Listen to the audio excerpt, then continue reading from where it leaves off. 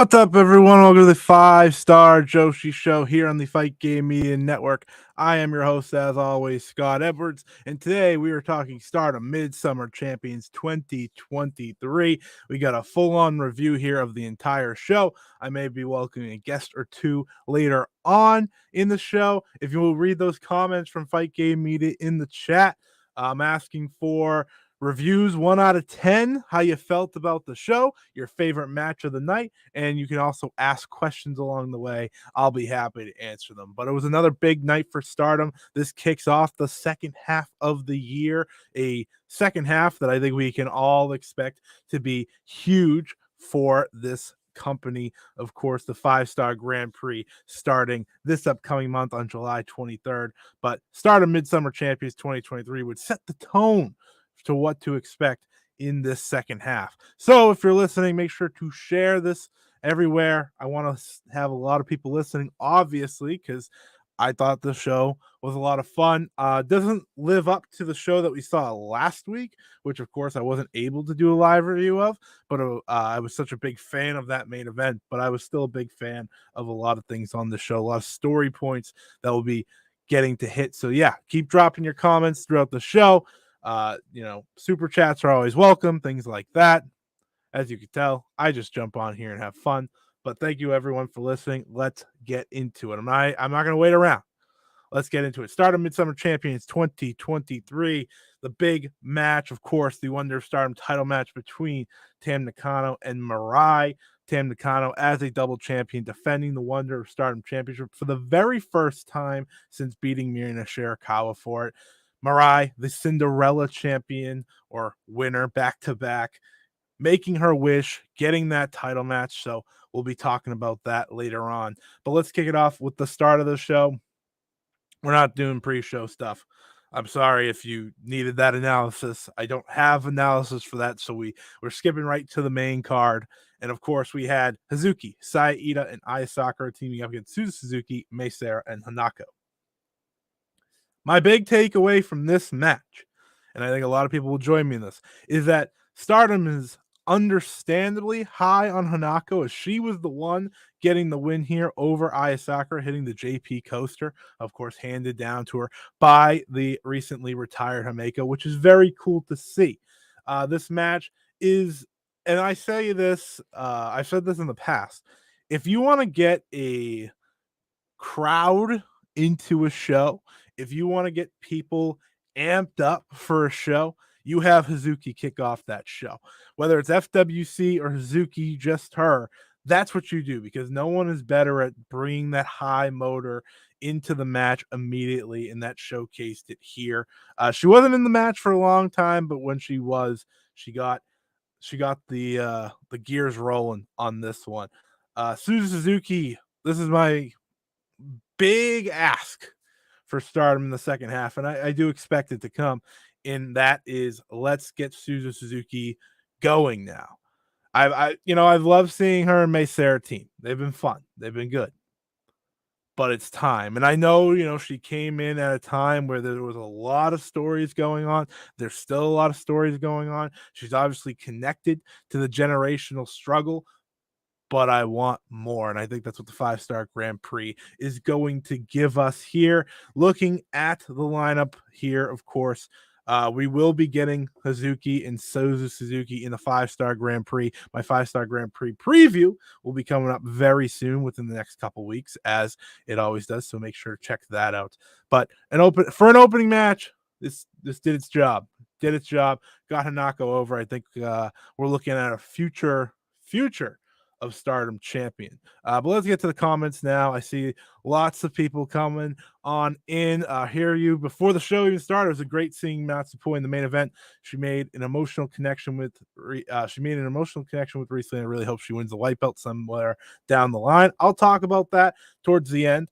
We have Brad on the way home picking up dinner. Look forward to tuning in once I get home. Thank you, Brad. Always appreciate it. Venji has joined us with the triple clap. That is what we love to see. Kyle, favorite match was MIRAI and Tam. We got an 8, actually 7.5. Good to know. I think that's a reasonable rating. We have Colin, so glad MIRAI has been awarded for persistence. It's about time. Tim Hunter with 7.5 stars. You mean Venji 7.5 stars. Mirai and Tam favorite match. Matt Hazuki was so good in this. Yes, she was. There's an incredible level that she goes to, whether it's a house show, opening match, main event, it doesn't matter. I think she has the best motor in the company. I think her and Natsupoi, whether it's house show or main card, they are just always willing to bring it, and they never stare you wrong. That's why you put them in the big spots and you know they deliver. They may not win, and they may not win always, but if they're in the big spot, I know they're going to deliver, and that was Hazuki here as well. I'll continue on here. Suzu and May as a team are becoming a consistent highlight. I totally agree, Venji. The only complaint I have is just I want more from Suzu soon. I'm absolutely with you because May Sarah, she beat Saki Kashima. She's obviously going to get another high speed title match somewhere down the road, and I understand I have to be patient with Suzu. I have been patient. But now's the time with the second half coming around. I know they want to do something with her. She's not losing. She's mostly winning all of her matches. I think she's lost only 2. I wrote out the stats in my preview the other day, but she's only lost maybe 2 matches since officially signing, and even then, she didn't lose those necessarily. We got Brad 8 stars for the show. Tam versus Mariah match of the night. This was the Mariah we've missing during the tag run. Amen, my friend. Amen. And I will talk about the new eras. I will talk about God's Eye and how I see them moving forward. Hazuki needs to win the white belt. She's incredible. I couldn't agree more. Hazuki and May tore it up. That they did. I'll get to the rest after, but we'll move forward to the next match here. We had stars Mayu Utani, Hanan, Koguma, and Momokogo facing off with Queen's Quest, Utami Hayashida, Saya Kamatani, Azumi, and Lady C. It may be my fault. I saw the United Queen's Quest. So I said, wow, isn't this great to see? Isn't this everything we've wanted to see? After last week's main event, just, that phenomenal steel cage match, this is all we wanted to see. We want to see them united, happy as could be. I may have jinxed it, and that's on me, folks. That's on me, folks, because I tweeted this out. I said, Queen's Quest united. By the end of the match, we were all left saying, what? Now we know, I think we know the answer, and I'll get to that, but still, I was in shock. I was in reasonable shock. I think the truth is that when it comes to this match, Queen's Quest being back together is just the best case scenario. They work together flawlessly. They have, obviously, going against stars, you never really are let down because I think the stars unit as a whole, almost any combination is going to give you a good competitive match. But seeing Queen's Quest coming out of that steel cage match and into this spot, it was lovely to see. It really was. I love watching someone like Saya Kamatani because she feels like she just adds new things, and you may or may not pick it up one match to the next because she just does so many things. But this was one of those cases where I thought she was flawless, absolutely flawless.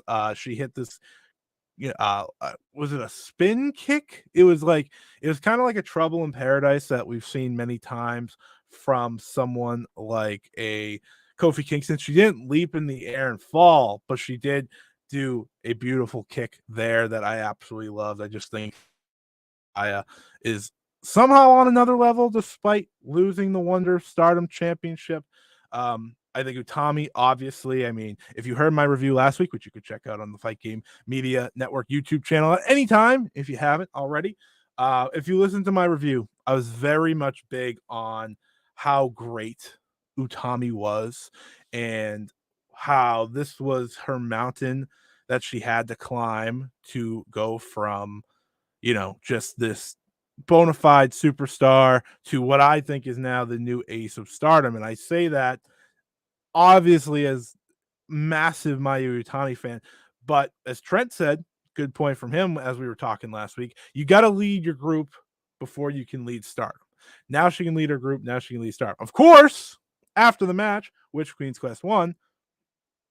By the way, this was the best with Saya Kamatani hitting the Star Crusher, hitting Momo Kogo. She hit us with a nice thumbs up, so we're gonna keep that up for a second. But as I was saying, Utami Hayashida gets the mic and she's very serious. She seems almost sad in a lot of ways. Instant concern personally.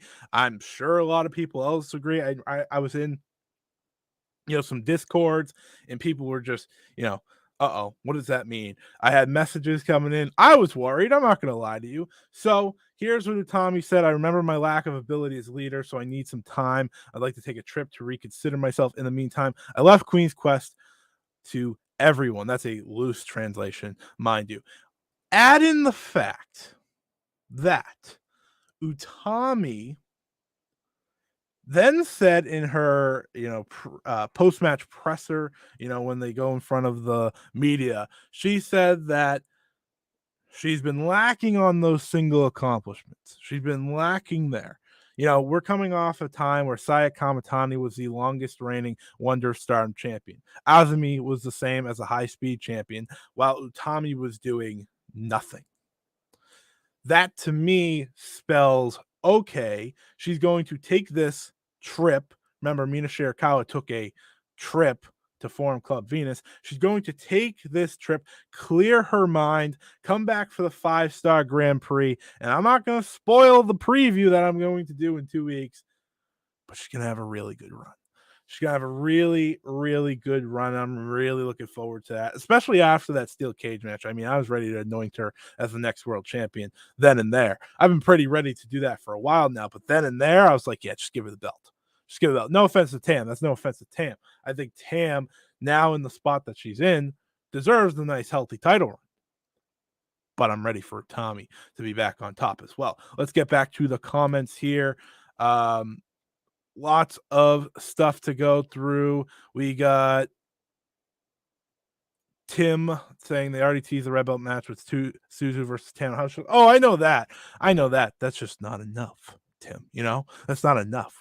I need the match next. We have Stardom X Stardom obviously coming up. They're in the same block, so I have my doubts that we run a match that's already in the same block. I don't remember when they fight off the top of my head. I probably should have my little schedule over here. Oh, there it is.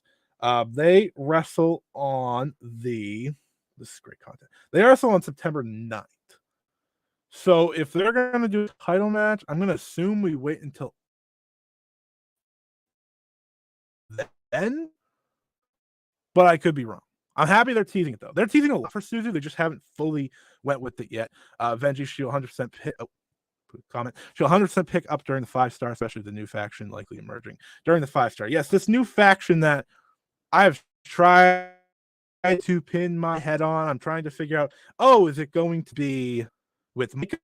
Because obviously that's kind of the notion we've seen a little bit. Is it going to be her leading?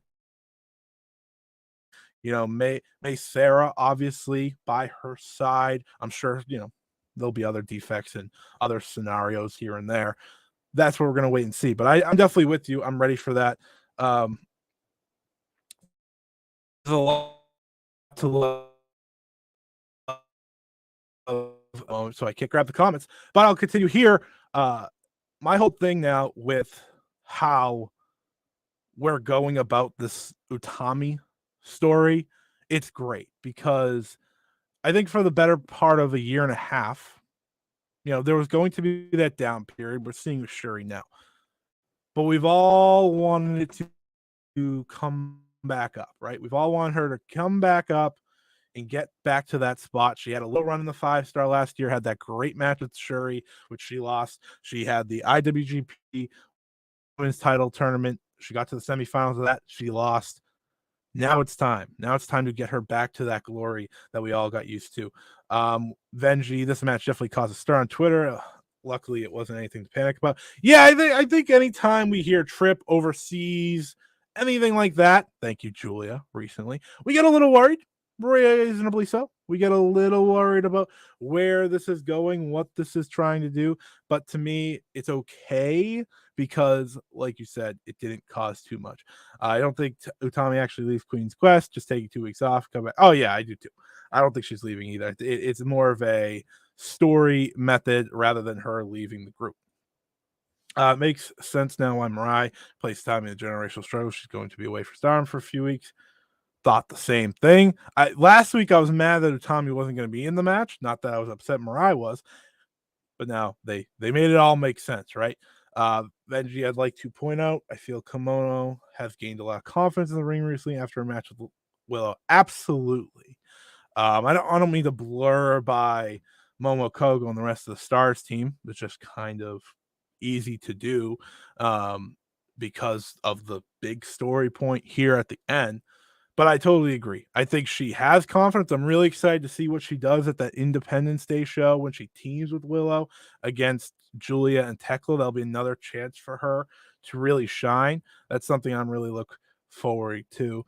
Sai looked real good in this match. Was very impressed to Saya Kamatani way. I mean, look at the picture, right? Thumbs up, thumbs up.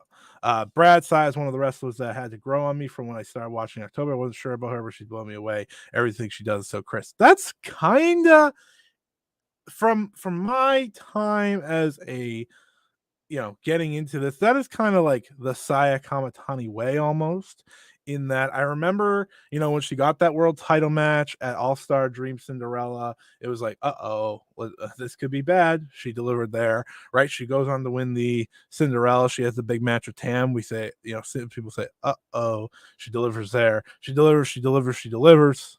Finally gets that title. She's delivered all the way. She is a special talent. I hope the stream is back. If I could get a thumbs up or something that the stream is bad, I apologize for it being spotty. I know it's been a little iffy, but if I could get a comment that it's back, it looks like my connection on my end is now good. So I apologize for that. As long as it's good, I'll continue, rambling on here, of course. But okay, thank you, Venji. Apologies for that. I wish I could control that a little bit better, obviously, but internet, right? At least it's not Twitter, I guess. Anyways, we got Kyle saying CI reaction gif at the end was great. Yes, it was. Even after losing the title, Sai is protected. She's an ace and should be the conversation for the red belt next year. I think she's in the conversation for the 5-star Grand Prix final, at the very least, based on her block. I think that'll be intriguing. But thank you, everyone. And then Velke. Utami copying Micah and will sit under the waterfall. No. No. We do not sit under the waterfall. If Hiroki Goto has taught us anything, do not touch the waterfall. Do not go near the waterfall. There's a reason she teamed with Hiroshi Tanahashi and Micah teamed with Hiroki Goto last year. Just remember that. Anyways, let's move forward. Next up, Queen's Quest. I see Momo and I still think Queen's Quest. So how I wish. We had Donna Del Mondo, Julia, Mai Sakurai, Micah, and Tekla facing Uedo Tai, Momo Watanabe, Natsuko Tora, Ruaka, and Rina. This was, in the nicest way possible, just a match. Like, there was nothing bad about it, nothing great about it. I didn't get too much from the Uedo Tai side other than they're losing, like they're on a losing streak here. I mean, it's been what, two days or whatever.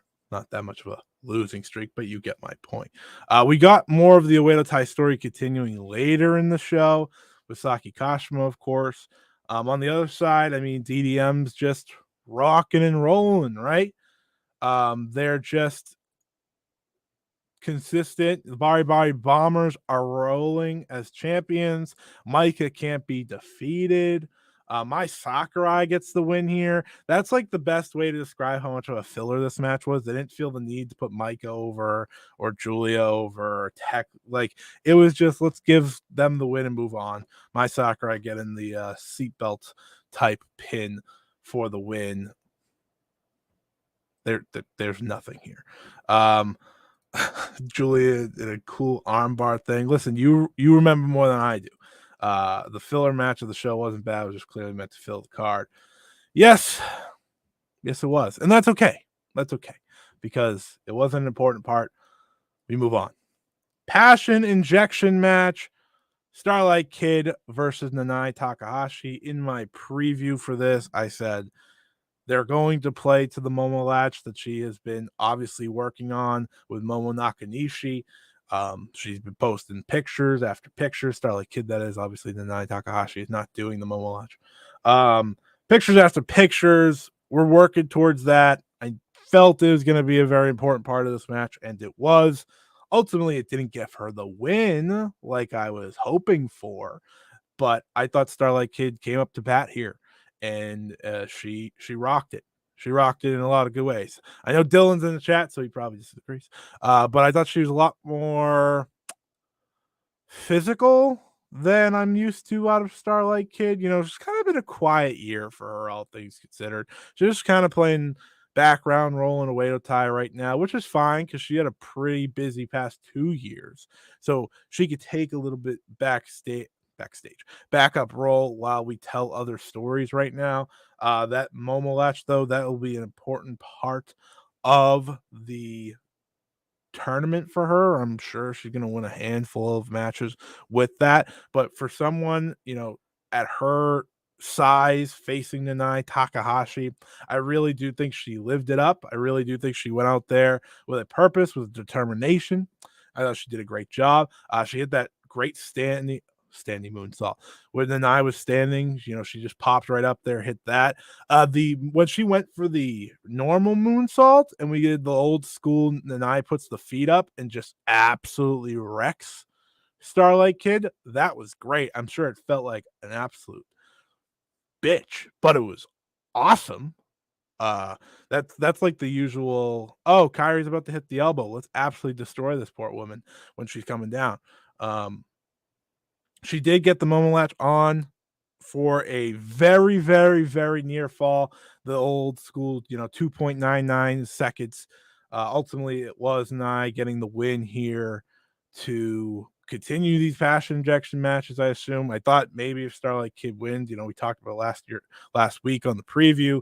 If she wins, maybe Nanai gets shuttled out for a little bit. Obviously, Nanai doesn't have any big spots right now. She's not in the 5-star, which is going to take up majority of the schedule moving forward. There are some new bloods in there, so maybe that's where she pops up next, or on an undercard of the 5-star. That's always possible too. But because there is a whole entire undercard not in the tournament. But I thought it was a really solid match, better than I expected almost. But that's kind of how I've walked away from all the passion injection matches. I do think that they've taken each competitor and bettered them. Like, listen, Starlight Kid's had a lot of great matches in her career. And a lot of them are better than this match, but it still is able to bring out a level in her, I think, that they're looking for. Maybe I'm just, saying things to say things, but I think that's what I believe. I think that's what the goal was, and I think they did a good job. So, bravo. I'm trying not to sneeze right now. So let's get to the comments. What do we got here?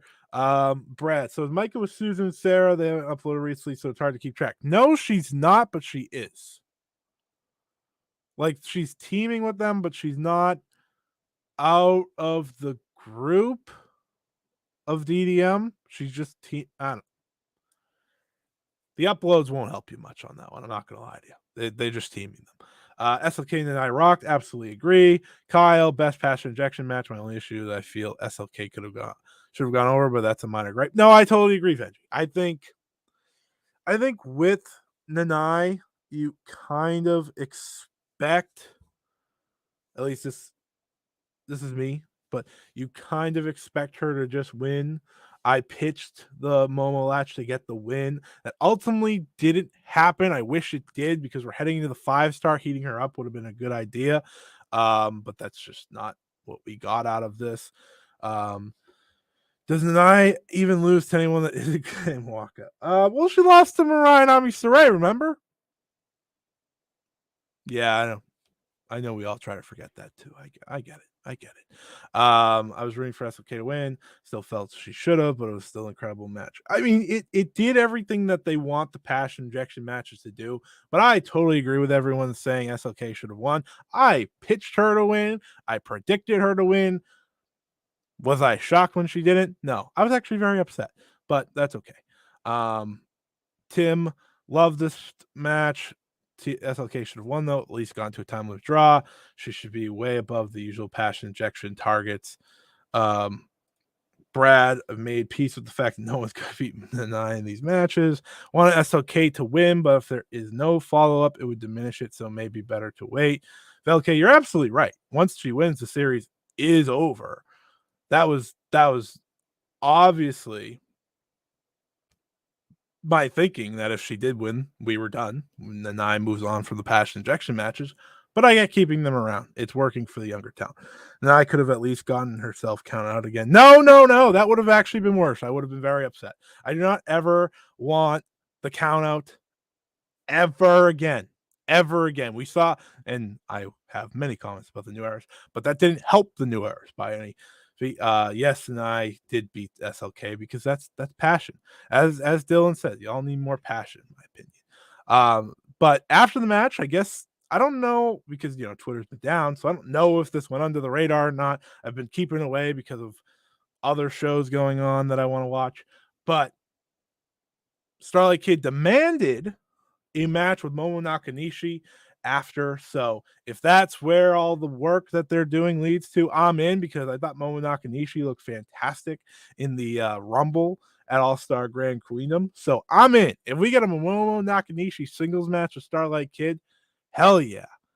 Starlight Kid should win. But hell yeah. I'm in.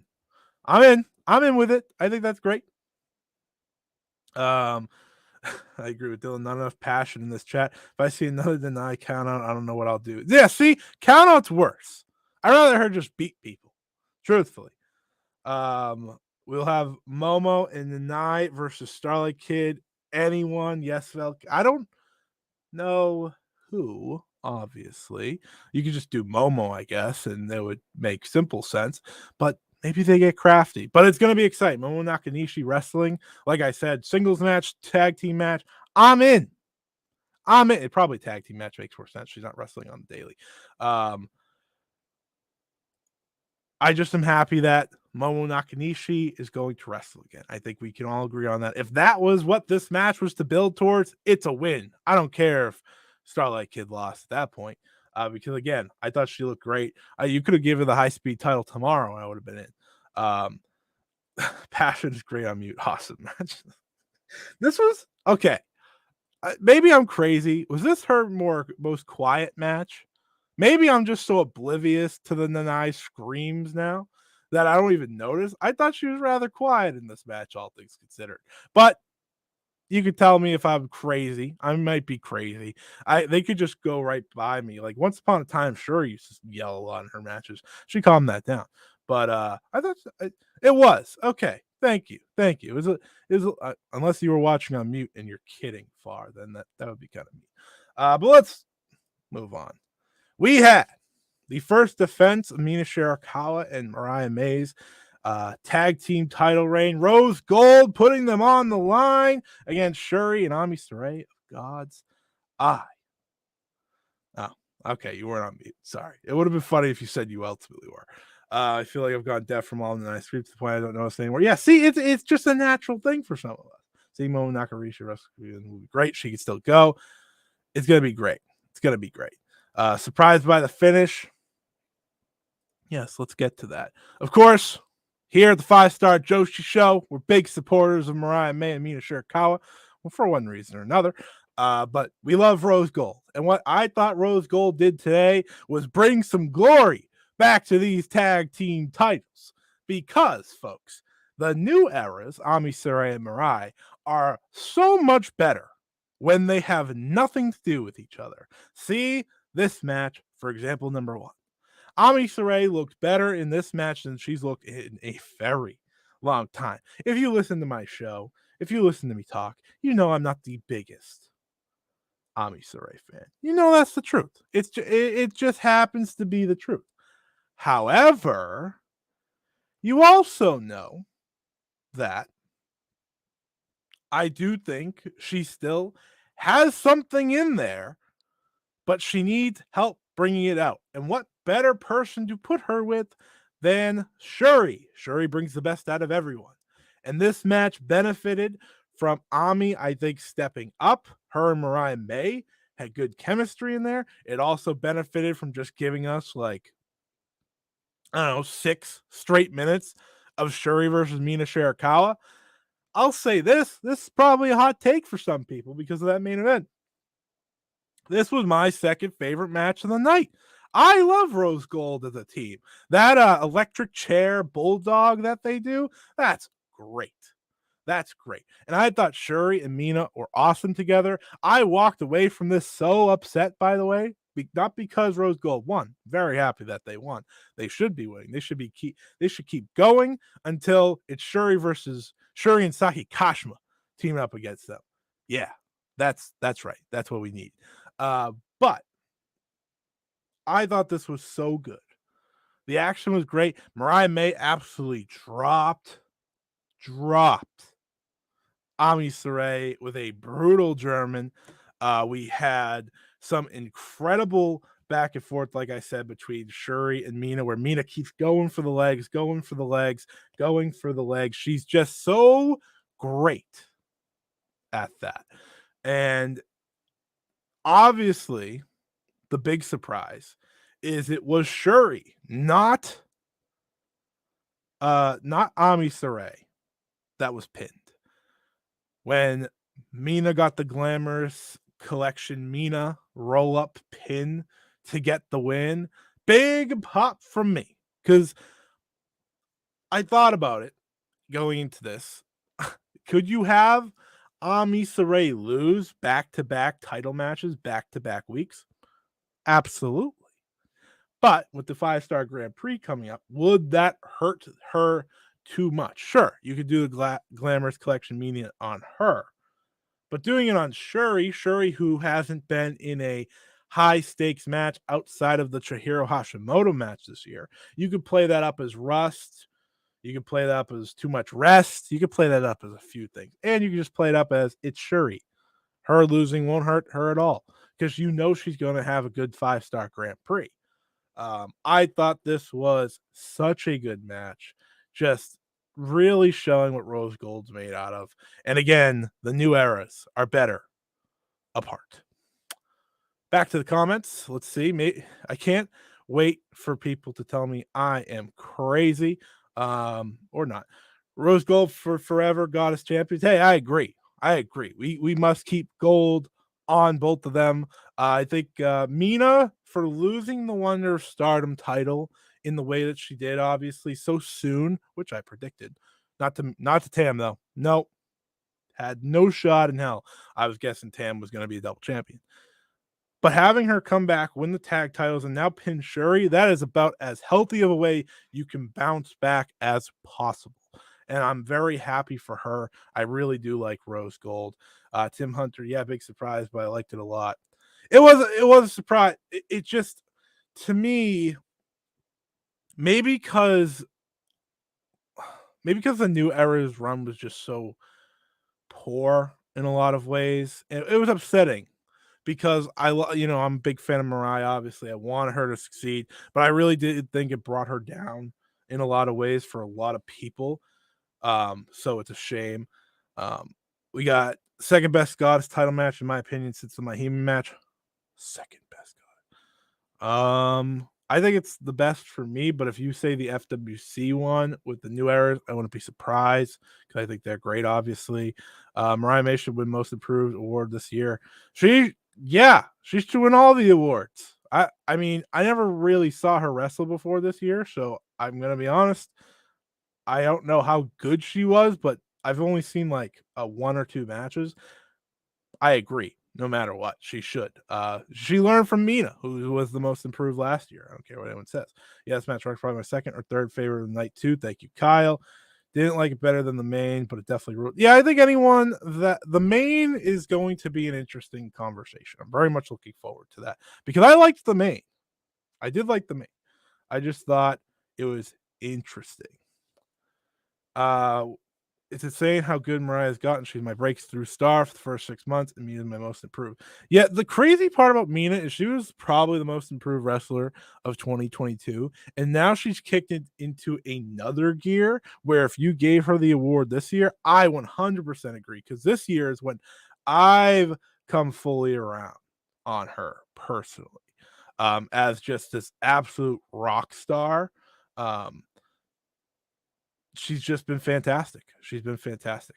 Here you I feel like Rossi knows he botched me as white. Well, no, well, here's the thing. Here's the thing. To me, the reign wasn't ever supposed to happen. Mirai was going to beat Saya Kamatani. I firmly believe that. But things happen. Mina deserved the win. And now we're here. Now you can work maybe somewhere down the line Mina back into winning the match. It's just I think that's the reality, truthfully, with Mina. It's that it wasn't always the destination or what was supposed to happen, but it did happen. The moment was great. We got that incredible Natsu point match that I love personally, and then she lost to Tam, and it's like, the reason Tam won, and I'll get to that if you've been listening to my shows for the past couple of weeks, is so that Mirai could beat someone almost as meaningful as the record-long reign of Saya. Beating the second ever double champ's a big deal. Eric, you got a nice shout out from Mariah with your coverage of Joshi. That was awesome. Must have felt nice to you. It was very cool for me. Yes, I haven't obviously talked about it a ton or anything, but along with my friends over at Stardom Quest, very deserved. It was very cool. It was very cool. It was a very special feeling. My phone was blowing up, and I was like, "What? Why do I have so many tweets about Stardom Quest?" It was a very cool moment. Just the improvement from January to February will warrant the award for me. You know what? That's fair with Mariah. I think she just has instantly caught on. Mariah woo, Ric Flair woo. I agree. Absolutely. I don't like Ric Flair, so that probably helps too. But absolutely. I feel this reign is more rewarding Mariah than making up for Mina's reign. It could be a little bit of both, right? Like, is that reasonable to think it's a little bit of both? Because I think it's absolutely rewarding Mariah, who I'm almost ready to say is like, she's already one of the best international talent they've ever brought into Stardom. And she's only been here for 6 months. Imagine what she's going to do in the 5-star and beyond. I think it's a little bit of both for sure, but I would favor, rewarding her even more. And Colin, so do you think Mina is the one to beat Mirai? No, I do not. I do think we get that match though. And I think it'll be great, but I don't think Mina beats Mirai. I just there's a lot of people. There's a lot of people ready to win. I had that discussion yesterday as I was explaining why I thought Mirai was worthy of winning this now, and it's because she's put in the work to do it. And obviously, the likes of Hazuki has been ready. Mike has been ready. The list goes on and on. That's the whole thing.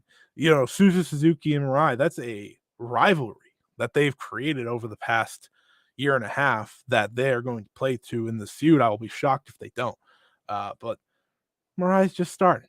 Right? She's just starting. So we'll talk about that in a second. Next up was Saki Kashima defeating Fukigen Death with the high-speed championship on the line. I don't even know how long this match was. I just know it went exactly as long as it should have. Not long at all. It was for the post-match. This match just happened to happen. Like, it was just like, oh, yeah, we got to do this, I guess. Give Saki your first defense. Oedo Tai is going to do the whole, oh, let's try to screw her over, and then she'll just hit the revival and win. That's exactly what happened. That's exactly what should have happened. I think it was the right choice, personally, to just do it this quick, because I wasn't really up for this. I want Saki to have the real challengers. Obviously, both Tekla and Maysair have beaten her over the past month. So one of those two, I would say, are your next high-speed champions. But it was all about the post-match. Of course, we got that Oedo Tai beatdown. And the questions were, where should Saki Kashima go? And my hope was God's Eye. And we got the moment.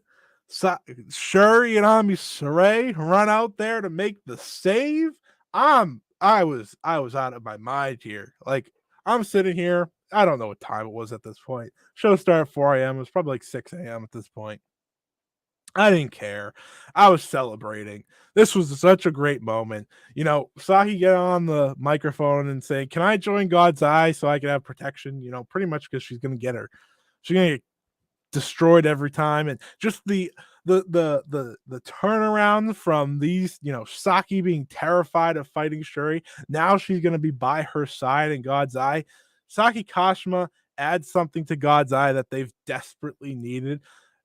One that's just another competitor that's always around, so it's not always just Shuri and Ami and Mirai, but it's a character that will be able to have all three of them play off of, and I think Saki Kashima is only a beneficial addition to God's Eye. This was such a great moment. One of my favorite moments of the night. Would have been my favorite of the moment of the night if the match that was after this didn't, of course, happen as it did. I just love Saki and Shuri being together. I love Karate Brave, Shuri and Inaba. Put Mirai and Inaba together. Keep the New Eras apart for Tag League. But I just need Shuri and Saki Kashima in Tag League because obviously you're gonna have the most dominant wrestler and the spoiler tagging. There's gonna be a lot of great bits from this. There's gonna be so much fun from Shuri and Saki Kashima together. It was a special moment. Back to the comments. Brad, our 4 and ace, yes, the 4 and ace Mariah May, we always respect. I just hope it's Suzuki. I agree. I very much agree. I hope Hazuki's next, but I don't know. I thought after Secure Genesis and the reaction she got, it was more of a lock. Truthfully, I felt like she would have convinced people or convince anyone that she deserves that spot. I think she's done it many times. The match with Saya Kamatani, where people were chanting Hazuki at the top of their lungs, feel like that convinced enough people, not fans. I'm talking about people that make these decisions. It's got to happen. It's got to happen. She has an all-timer run in her, and I think we all know it. Venji, honestly, in my opinion, is going to be more focused on the red belt from now. I mean, with Tam holding it, that would make sense. That would make a lot of sense. I think Mirai going to have title for a while. I definitely agree. I think, well, a while, if she's not breaking Saya's record, that'd be silly. At least 6 months. That's where I'm at right now. We had ref making price for competent. Yeah, that was tough. This thing was an angle, not a match, but an incredible angle. Absolutely agree. I popped big time when I saw Shuri save Saki. It legit brought me tears. We've all been wanting this, and now we got it. Brad, the look on Saki's face from the start, you could see how broken she was, and to have her former partner smack her with the newspaper. Yeah, that was devastating. They really worked that up, didn't they? Like, oh, is Fuki Death gonna hit her? And then she did it. It's like, God damn it. Why did you have to do it? Rina never got involved. That's the one main point of the Uedo Tai story from tonight, is that Rina never got involved. She continues to disagree with the handling of treating Saki. She stayed out. So that's an interesting thing to continue moving forward. Yeah, Saki played the disheveled, broken-hearted person perfectly. She's very good at that. Saki in God's Eye is going to be the absolute highlight of how she's going forward. Yes, it is. Something to look forward to. It's going to be real fun if they enter on Shuri's music. I didn't even think about that. But you're absolutely right. I like Saki's music, by the way. But yeah, they're going to. Well, she's champion. They're probably going on hers for now. Saki can now help Shuri stop losing the flash pins. Bingo. Well, it helps that a lot of those were Saki's flash pins as well, too, which is very funny. I voted Saki and Shuri for the Dream Tag tourney and they joined immediately. Loved it. Oh yeah, I forgot to bring that up because it wasn't really a big thing highlighted. You can go vote. I tweeted that out, but you can go find it on Stardom's Twitter. They're doing this Dream Tag Festival in September where you're kind of going to get all the Dream Tag teams mixed up. You get to pick your hopeful teams that you'll see. They pretty much told you they're going to do Starlight Kid and Azumi in the video. Like they just showed them together, and I was like, all right, sounds good. There's a lot of interesting matchups. Kyrie was on there. She was a selection, so it looks like she'll be part of that show. But make sure to go vote. I don't know if it has any say, but if we can help book a show, why not? Right? Why not? I think that'll be a lot of fun. The Dream Tag Festival, that's something that I read that fans have been asking for, because we've seen the mixed matches. We saw that a few years ago.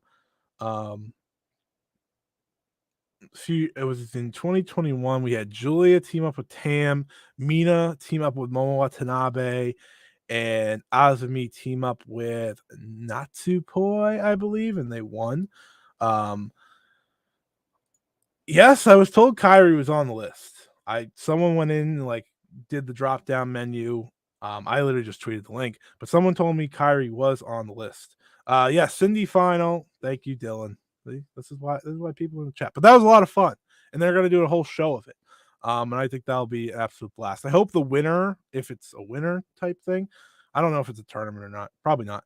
But whatever it is, I'm very much looking forward to that show. It'll be a fun way to kind of take our brains away from the 5-star for a show, and I think that'll be really cool. Wait, did they plan this from the moment Saki ran away from Shuri in that 5-star press conference last year? I don't know. Probably. That's the crazy thing. They just did such a great way of telling the story, from Saki being terrified, not wanting anything to do with Shuri, beating her a few times in doing so, just for her to now to be her team. It's been a great evolution of the Saki Kashima character. Do you ever think they bring back the Stardom draft? I thought for a while now. Azuki's in the wrong unit. In my opinion, she should be either Queen's Quest or Uedo Tai. Well, she was a Uedo Tai for life once upon a time. She was also in Queen's Quest. She was in both of those groups, to be fair.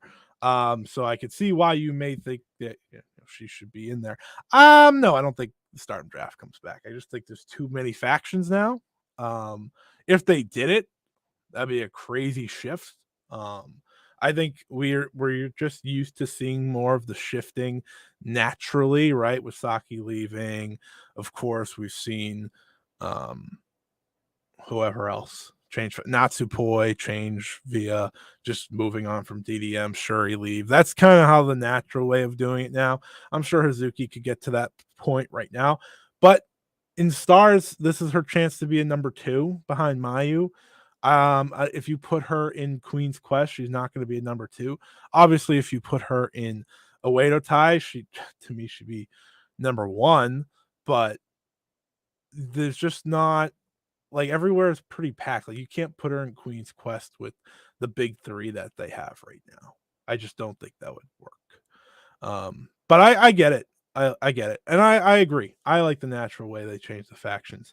I like the natural way they change the factions because when I get to see Queen's Quest win the steel cage match, it's the best feeling in the entire world because it wasn't them.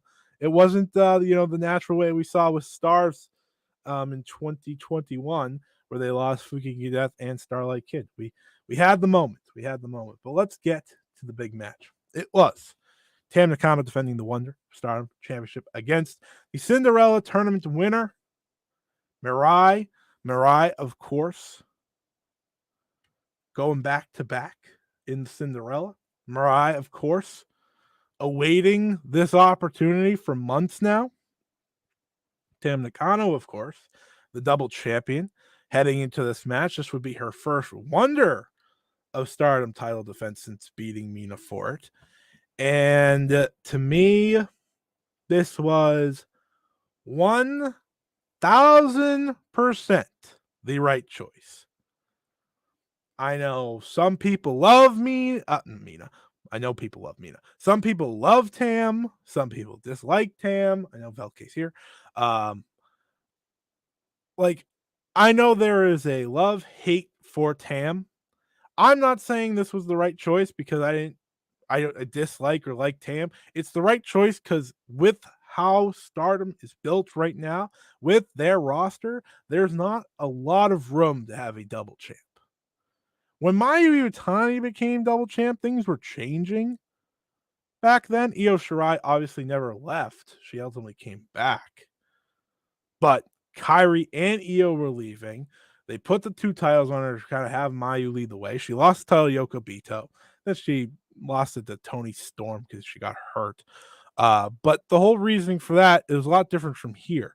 To me, you do this to give MIRAI that big moment, that big title win after Mina kind of snuck in and got that moment instead. Deservedly so. Like I've been saying, she convinced me she earned that moment without a doubt. But how does MIRAI get a big win as someone who has been built up since the moment she walked in the door? You beat the second ever double champion, and it happens to be the first defense as a double champion. I thought this match was the match of the night. I don't think there was much question about this being the match of the night. No, I know people probably love the main event, I'm sure. But to me, this was everything it needed to be. When it comes to MIRAI and her match style, I'm such a big fan of it because it's very different from a lot of people on the roster. It's very hard hitting, obviously, but it's also a matter of hitting and feeling every part of her. And I know people, say she doesn't have charisma, whatever, but you feel every part of her emotion. I feel in the match itself. It's her best form of getting those emotions out. And instantly when this match started, you felt that. You felt the personal, almost hatred between these two because they were throwing bombs instantly. You had MIRAI chucking forearms. You had Tam Nakano hitting some of the hardest forearms ever of her career. I don't care what like those hurt. I heard them. I saw them. They look painful. She meant them. The way they built up this match and this story worked.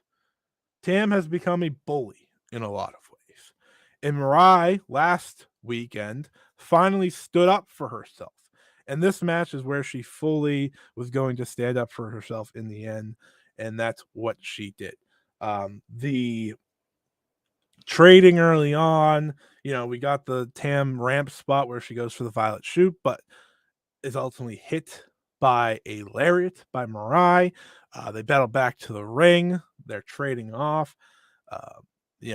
Tam hits the violet screwdriver, but she had been in the MIRAI previously, so her arm's killing her. She takes a few minutes to get to the pin. MIRAI kicks out, battle back and forth. And then that closing stretch of the lariats, the super lariat, kick out, the aces high cross body, and the MIRAI shock to get the win. It was perfect. It was convincing. It was the dominant finishing complete end that I wanted for MIRAI in this match. Tam Nakano doesn't need to be protected. She doesn't. She's a double champion. She's Tam Nakano. We know what she is, right? We know what Tam is at this point. She is going to be fine, win or lose. MIRAI needed a win like this. She needed a win where she went out there, she put it all on the line, she showcased what she's all about, what she can be as champion, and to me, it made for such a great match in the end. Am I going to walk away saying this is a match of the year contender? No, I'm not personally. Now, if someone did, I'd get it. But was that closing stretch for me one of my favorites of the year? Yes, because it was the realization MIRAI was officially doing it. MIRAI was officially doing it. I got a friend. Someone in Discord sent us this, and I thought it was very funny. MIRAI, all hail MIRAI, And of course, the crowning moment, she is the Wonder of Stardom champion. It was a cool moment. I thought it was great. It's what all those losses was building to in the end, right? The losses to Shuri in her first month for the World of Stardom Championship. The loss to Saya Kamatani for the Wonder of Stardom Championship. The multiple tag team title match losses.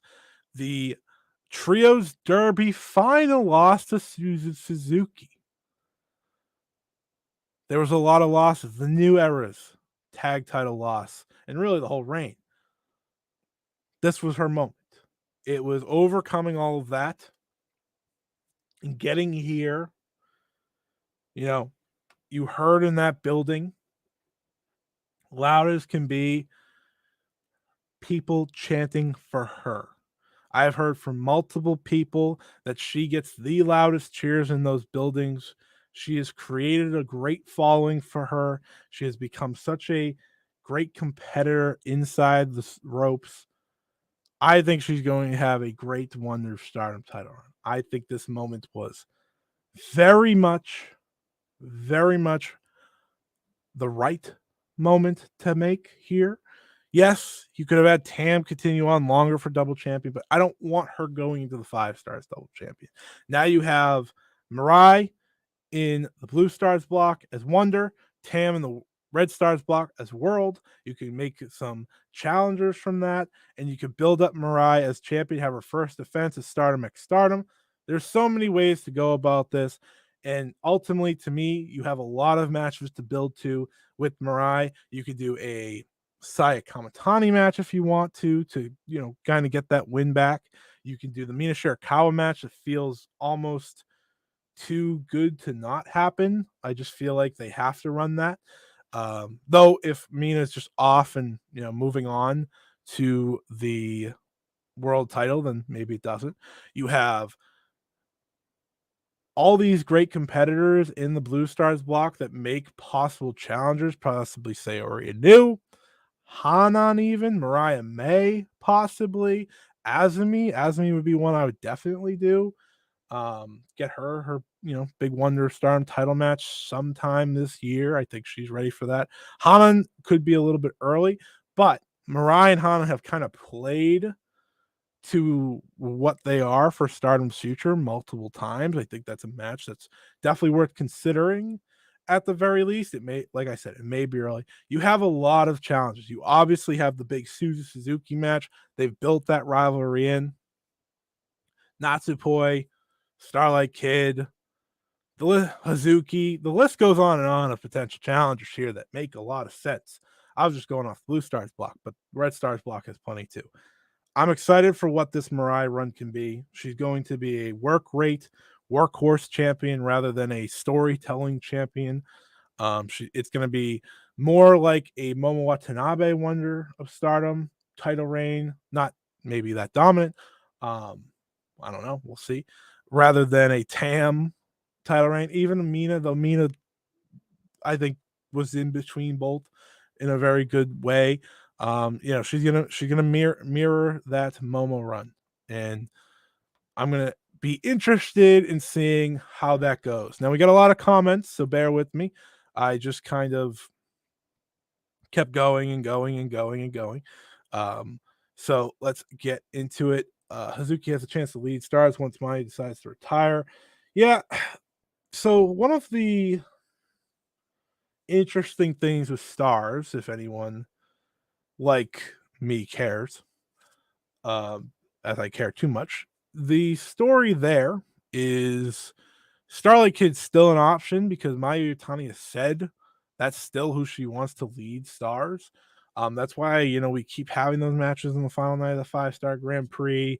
But Hazuki obviously would be the first choice based off inside the group. Hanan's another choice as well, because she's of course been titled as the future ace. Tim, this was so good. That's all I have to say. The triple clap. Yes. top rope lariat. Yeah, that was phenomenal. And I love Mirai's lariat. It's best in the game, folks. But that was great. It was like the Takeshita one almost, but Tam just took a big back body drop instead. That was great. Benji, it was always going to be Mirai. I totally agree. Been on that train for about a year now. I'm just happy it happened, you know? Brad, woo boy. This match was awesome. I'm a huge Tam guy, but this was 100% the right call. Couldn't agree more. I love Tam, and I think I would have been more upset at Mariah losing. She needed this. I was kind of sad after the match still. Yeah, I mean, if you're a Tam fan, obviously, to be upset. But like you said, it was the right time. Mariah did need this. A loss would have been devastating, I think. I think it would have been devastating for her. This felt like a real moment. Not a Mariah fan, but man, her work rate is phenomenal. She could find some charisma, any amount of charisma. She'll completely win me over. Mariah's charisma is she's shown bits and pieces of it, but I definitely understand where people come from, especially in like the pressers and stuff like that. Though she did get stabbed in the head with a fork and just no sold it. I thought that was pretty beast. I get it. I get it. I think this run can win people over. I think she can win people over with this run.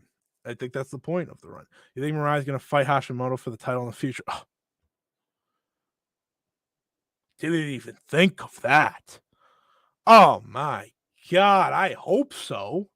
That's one of my favorite matches of the year. That was, I hope you're right. I hope you're right. You need these belts to be split up, but don't understand why Mariah. Just don't see anything in her. Well, I do. And to me, that was good enough for me. People, you'll come and go. I think she's just an excellent professional wrestler. And I think that's good enough. You have a lot of options. There's going to be a lot of options for a very long time in Stardom. I don't know how long her reign's going to be, but I think she's earned it. Eric, I'm not that big of a fan of Mariah. She's a good wrestler, but having her win was the right choice. She put on a great match. Brad, I'm just glad this match didn't hit the Twitter pages of people who love to scream about wrestler safety. The way these women went in, those people would have had a field day. As I like to do, I hand wave those people. Poor Daichi. This almost felt like a triple threat. Oh my gosh. Yes. I said Daichi was getting the worst of this out of everyone because it felt very personal, especially in the early going. They kept shoving the poor guy. Yeah, I thought he had a cut on his face. Maybe I'm crazy, but I thought she did. Mariah finished her story in the most perfect way. She did finish the story. Take that, Cody. Kyle, I'm so happy for Mariah. She's one of my favorites. To beat the dog bleep out of each other. Let's see. Mariah takes suplexes with full commitment to the Saint. One of the best people that take great suplexes is Asuka Veni, because she always looks like she's trying to get out of it, and then she just absolutely lands on her head and it looks disgusting in a good way. She's fine. And I think Mariah, while she doesn't have that same form of trying to leap out of it, she does leap almost, and yeah, she does take them. Tam should have been triple check. No, I know you're kidding, but no. Though I think we can all agree that the IWGP title, it's a thing that's just it's a thing. Eric, Mariah's first challenger. Sure, I wouldn't say no. Do Western fans lose part of I'm assuming this is Mariah's charisma with the language barrier? I mean, they must, because like I said, she has such big fan support in Japan. I'm just such a big fan of Mirai, and I have been for a long time. And I understand like the criticisms that have come along the way with her. I do, because it's been a tough road. I mean, especially this year, right? That Cinderella that obviously was what it was. And the New Eras run did not help her. I thought she was at her best version of herself following the 5-star Grand Prix, and it felt like that's how we were going to get to the Saya match, and then it pushed off and pushed off. So, I mean, there's a possibility. There's a possibility. Mina versus Mariah would be a Rossi special time on the try. Yeah, I thought that for the double title match, and then look what happened. I'm never guessing that again. He got me. Tekla could challenge for the white belt. I would never be upset with that. I want Tekla to challenge for something. Something. Tam being double champion was dumb. She didn't need the white belt. This whole thing was dumb because Rossi's top champion was just pinned. No, the first double champion was also pinned. You know, Mayu was double champion. She lost the Wonder before the World. That was the pathway. Do I think we need a double champion? No, but the whole purpose was for MIRAI to beat the double champion. I get it. But anyways, how many times do you think she will defend the title? Huh.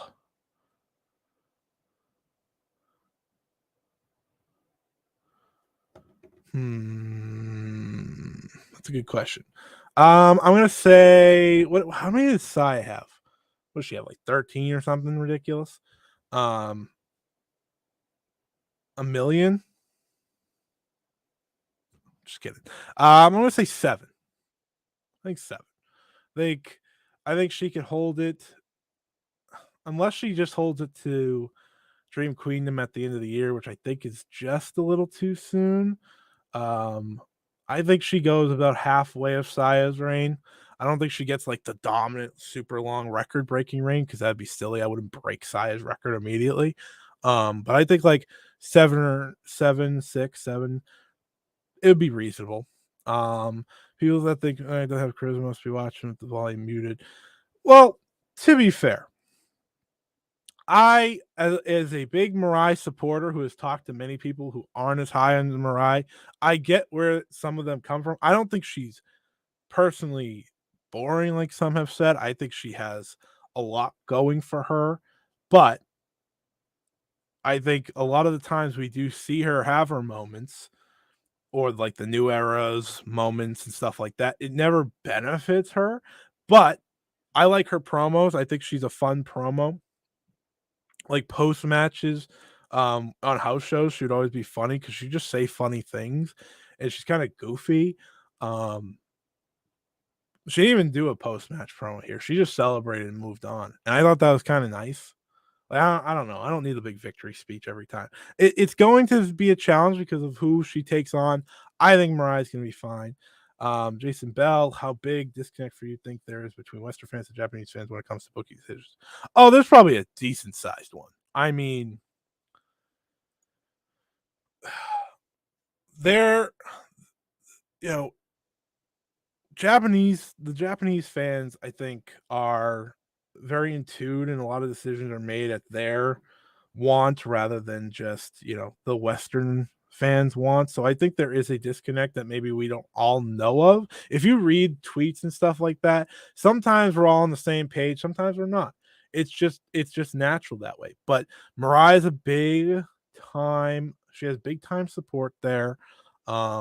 Not all those and I've referenced them before, but like the Tokyo Sports like polls and stuff like that, I don't think those all mean everything to who's the favorites and who's not. But I think there is definitely always a disconnect between any Western fan and any Japanese fans for any promotion. For example, in New Japan, Sonata's over like crazy in Japan from what I've read and from what I've been told. Yet in a lot of Western fans aren't a big fan of Sonata because they just see him as the old Sonata who they didn't like. So I think that's one of the big like disconnects that there really are, and there's definitely that in Stardom as well. Maybe someone should just challenge Mayu. Mariah May did, and it just isn't working out.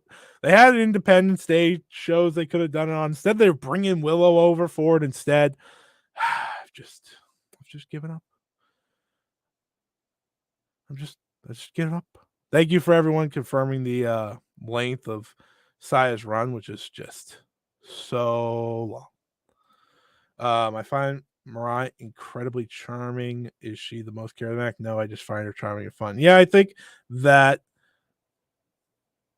is definitely a way to look at MIRAI. She has a likability about her that I see that I think has gotten fans on her side. The clapping thing helps too. Um, the clapping thing just helped get her over, but there's more to that. She's been very pure in her comments, and she just loves wrestling, man. Like that's a big thing for fans. She just loves wrestling. That doesn't hurt at all. She just loves pro wrestling. All right, let's move on now to the main event of the evening. It was Natsupoi versus Saori Inu in an Indian strap match. The winner had to pin their opponent and then touch the four corners. So I think that's what most strap match rules are. Um, I think, I think, I could be totally off. I have no idea. I'm not watching. I'm not gonna lie to you. I'm not watching strap matches all the time. Don't remember. I think that's usually the rule. So this match, it was good. It was emotional. It was physical. I just think, or no, I don't think. I know they have better in them without the stipulation. And I think the stipulation of the strap wasn't used to the best of its ability until they finally got back into the ring. Yeah, it was cool seeing them, toss each other back and forth and, tossing them through the chairs and, go using that. But that's not how I expect the strap to be used. They finally started, just beating the snot out of each other with the damn strap when they got back into the ring, which is obviously what I expected more. I think they hit each other in the face multiple times, which was nasty. Um, they they built on that story, of course, that if you go back and watch their interview or the press conference that they held for this match of they didn't they have a personal rivalry of they don't want to be supplanted by the other. Natsupoi, she has come to stardom and felt like she finally got over Saori. Saori then finally comes into stardom, and it's like, oh my gosh, you know, she's now at my level all of a sudden. I don't want her to surpass me. Saori refuses to call her Natsupoi. She keeps calling her by a foreign name, Natsumi.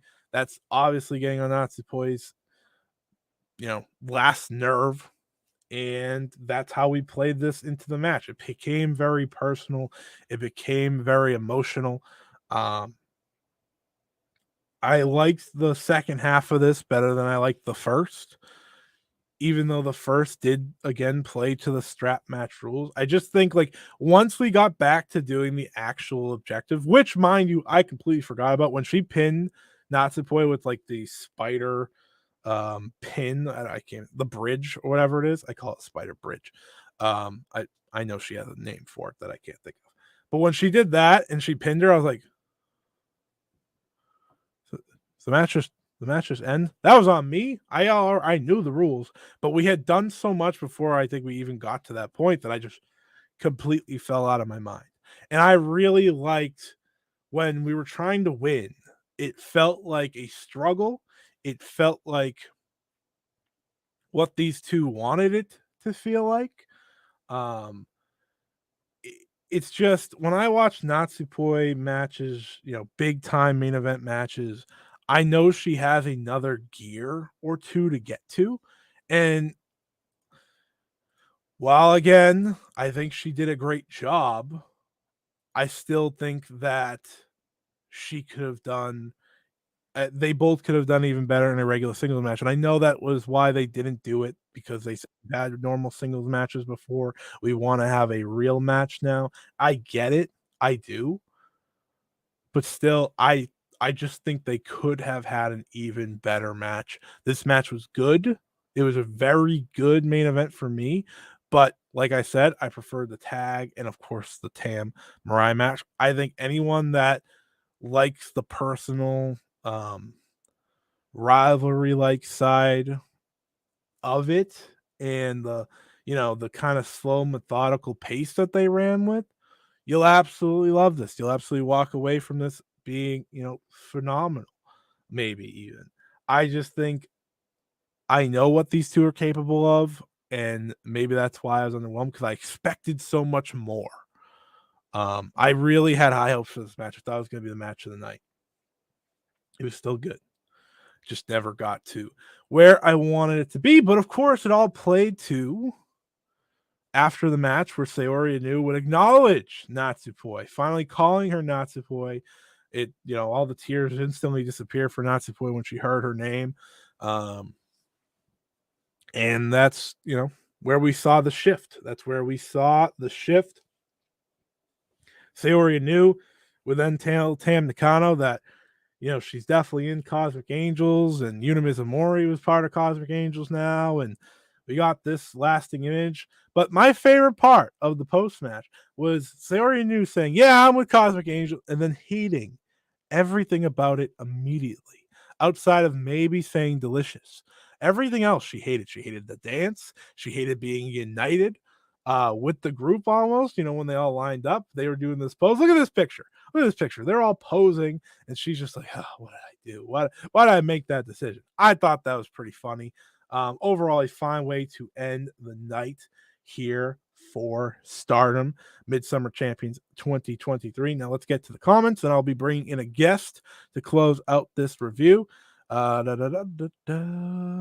need to scroll because I'm way too high up.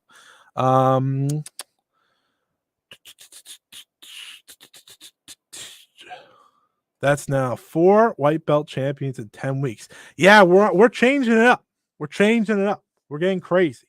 I do think we're gonna calm that down now, but we've had a lot of champions. Oh, this is the fight one. Yeah, I think you're gonna either love it or hate it. I'm in the middle. I didn't hate it. Didn't adore it. Was in the middle. I love these rules. It's like the cage match last year, pin before, except you're able to escape. Yeah, so I wasn't as high on the cage match as everyone else last year. Thought it was again good, not great. This was better, I thought, in terms of like the pin scenario thing. Maybe because I knew that going in like last time. Kyle, I like this match. It wasn't my favorite. Brad, I'm not a fan of the gimmick, but I like this match. These women fought like they owned each other. They owed each other money. I love the emotion of them. A straight up match would have been much better though. The stipulation hurt the match, but I don't think it knew all that over with the Stardom crowd yet. I think that's what the 5-star Grand Prix is for, because it was very quiet. It was very quiet most of the match. And I think that definitely hurt it. The strap can only limit someone like Poi with her moveset, in my opinion. I still need to watch this match. It did a little bit. They did suplex each other like a million times at the end, so that was fun. That was fun. And then Saori won with like this neck breaker, then touching the 4 corners. I feel this match was fine. Went too long, in my opinion. I felt the rules dampened it a lot. They did a lot of stuff I liked, but just felt like it would have been better with a different set. Not bad, not great. I totally agree. Yeah, the stip that would have been great? None. 0. That would have been cool. They wrapped each other around necks, threw each other around. That looks scary. Yeah, no, I agree. That was good. I think the energy of the match and like the crowd not reacting, that was kind of killing me a little bit too. Suplex City rule too. Wasn't much of a fun this match, but I'm not sure I've enjoyed a 4 corners match, so it absolutely wasn't their fault. That's yeah. I mean, yeah. That's the point. Saori have a Naruto and Sasaki like relationship with Rouse. I had a big smile on my face with Saori finally acknowledge her strapped to the rocket to Natsupoi, please. I can agree to that because I think she's one of the best big match wrestlers in Stardom. I'm not blaming her for this. I'm blaming the rules. Saori is crazy. Like, I'm surprised she didn't broke her neck with the way she commits to taking suplexes. Yeah, she's gross in a good way. I like Saori a lot. I'm really excited for her 5-star because I think she excels in the regular style match. Suplex thing at the end, I wasn't a fan of. Got too cute. The final move being way less impressive than the barrage of like 50. Yeah, like, I agree with like the neck breaker thing because like I didn't know that was. I could be crazy. I don't remember her winning many matches with a neck breaker. I remember everyone else. I despise the cage match. Sorry. Yeah, I know some people liked it. It was a very 50-50 decisive. Yuna's gonna bring silly. I love it. Yeah, I liked Yuna in this when she was in it. Cage match was my match of the year. See, some people loved it, some people hated it. It was very much down the middle. I thought this would be a lot of the same, though. I thought this was just not as not as crazy as that in terms of would people love or hate it, because they didn't go super, as I like to say, super tam with it. I thought the match was good, but in a perfect world, Restart would still be together as the artist champions. Amen. All right. So we got to the end of the end of the show, end of the regular review. I'm gonna leave MIRAI up as the champion because that's the final image I'm gonna remember from the show, and I'm gonna bring in Dylan. Hi. Well, Stardom Quest. Dylan, welcome. Hello. Oh, I scared myself. It- That was funny. I like your Yeah, picture. how you guys doing? I like your picture. The Thank you. I've changed my picture for everything I record on StreamYard, and it has to, has to work for what I'm doing. So I was like looking through like so many Mariah pictures. I know that's really funny. I was looking through so many Mariah pictures. I was like, okay, what would fit best for this? And I found one of her laughing. So yeah, that's a good one. That's a good one. I cut out Ami, by the way. She's on the left. That's why I have you on the show. That's hilarious. I didn't even know Ami was in this picture because I've seen this picture before and I've never noticed Ami. So Yeah, she's like looking on like what the fuck's going on, and it's yeah, just like it's a you put great the time. stars in one picture and leave the other one out. I Yeah, get it. exactly. I get it. So how did you like the show? Um, I actually liked it. It was a funny show. It was an interesting show because I felt like it was very hot and cold. Like Mm, for me, I rate things out of 10, right?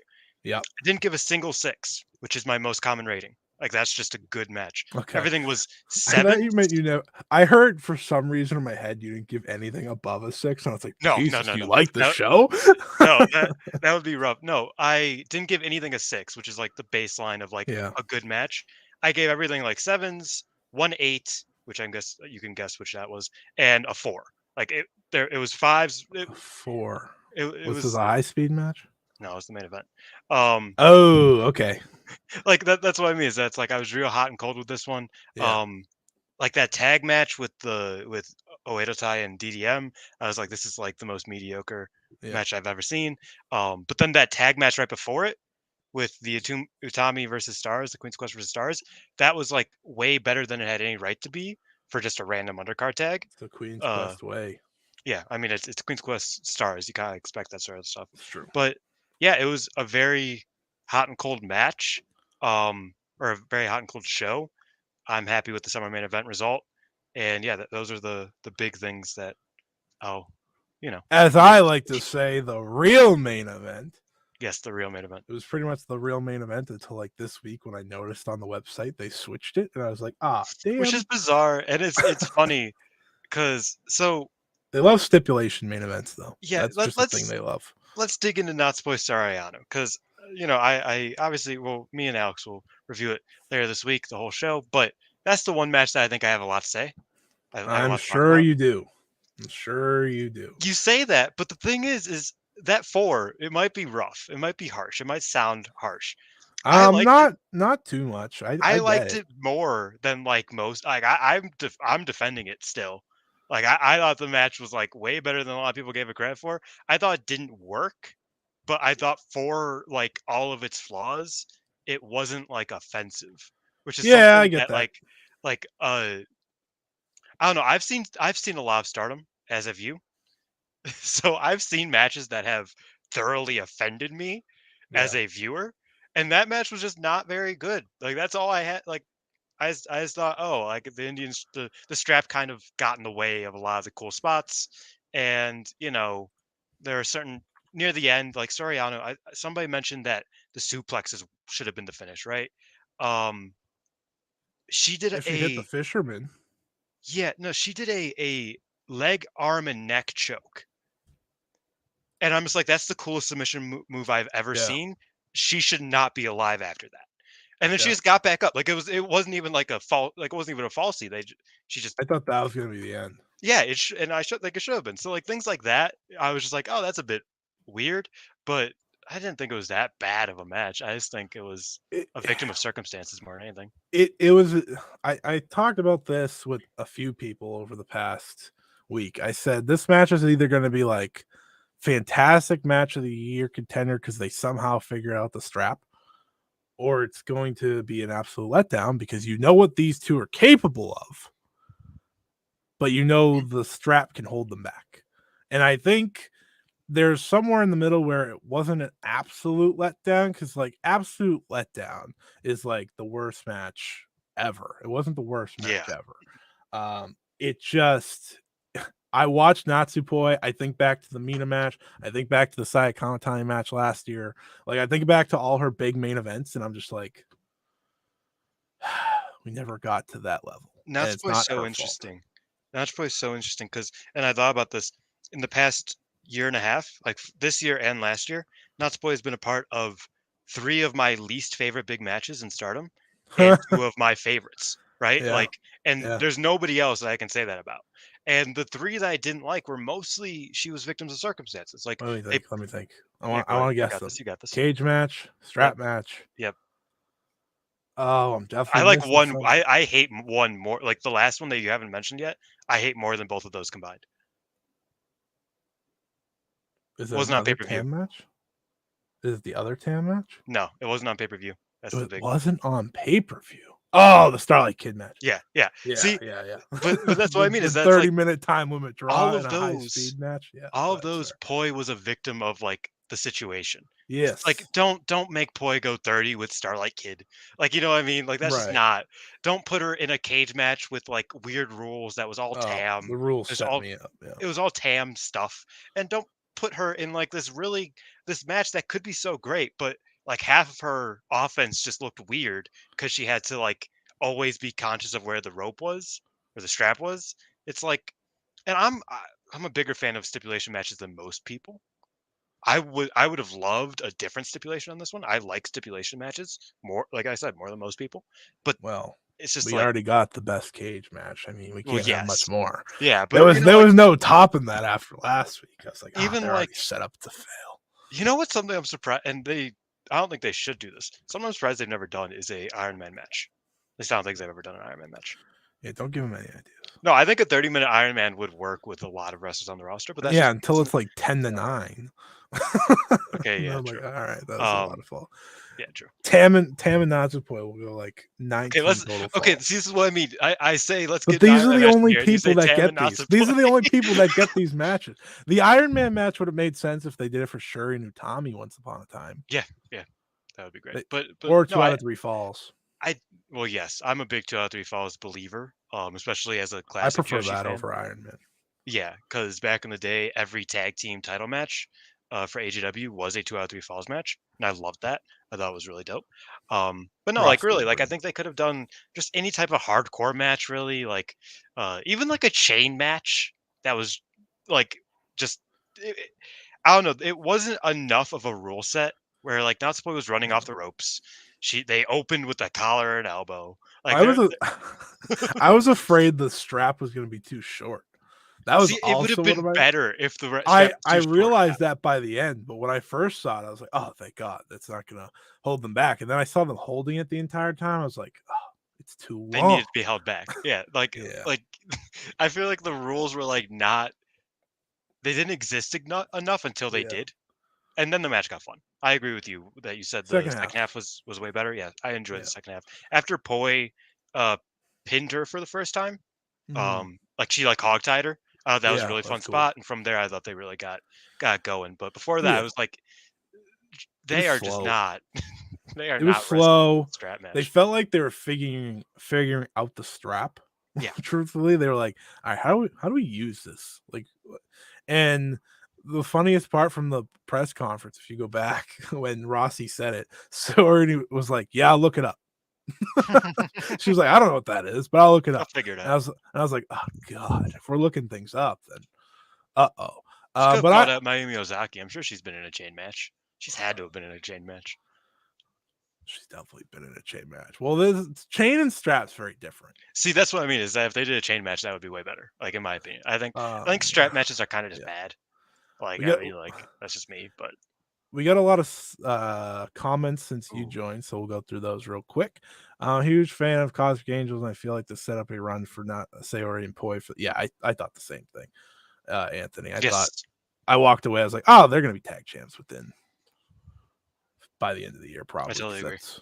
And I think that will be great because I like Sayori and Poi. I just don't like them in a strap match. I do see the issue with this being Poi's third tag team that this exact story has happened with. Hey, she gets around.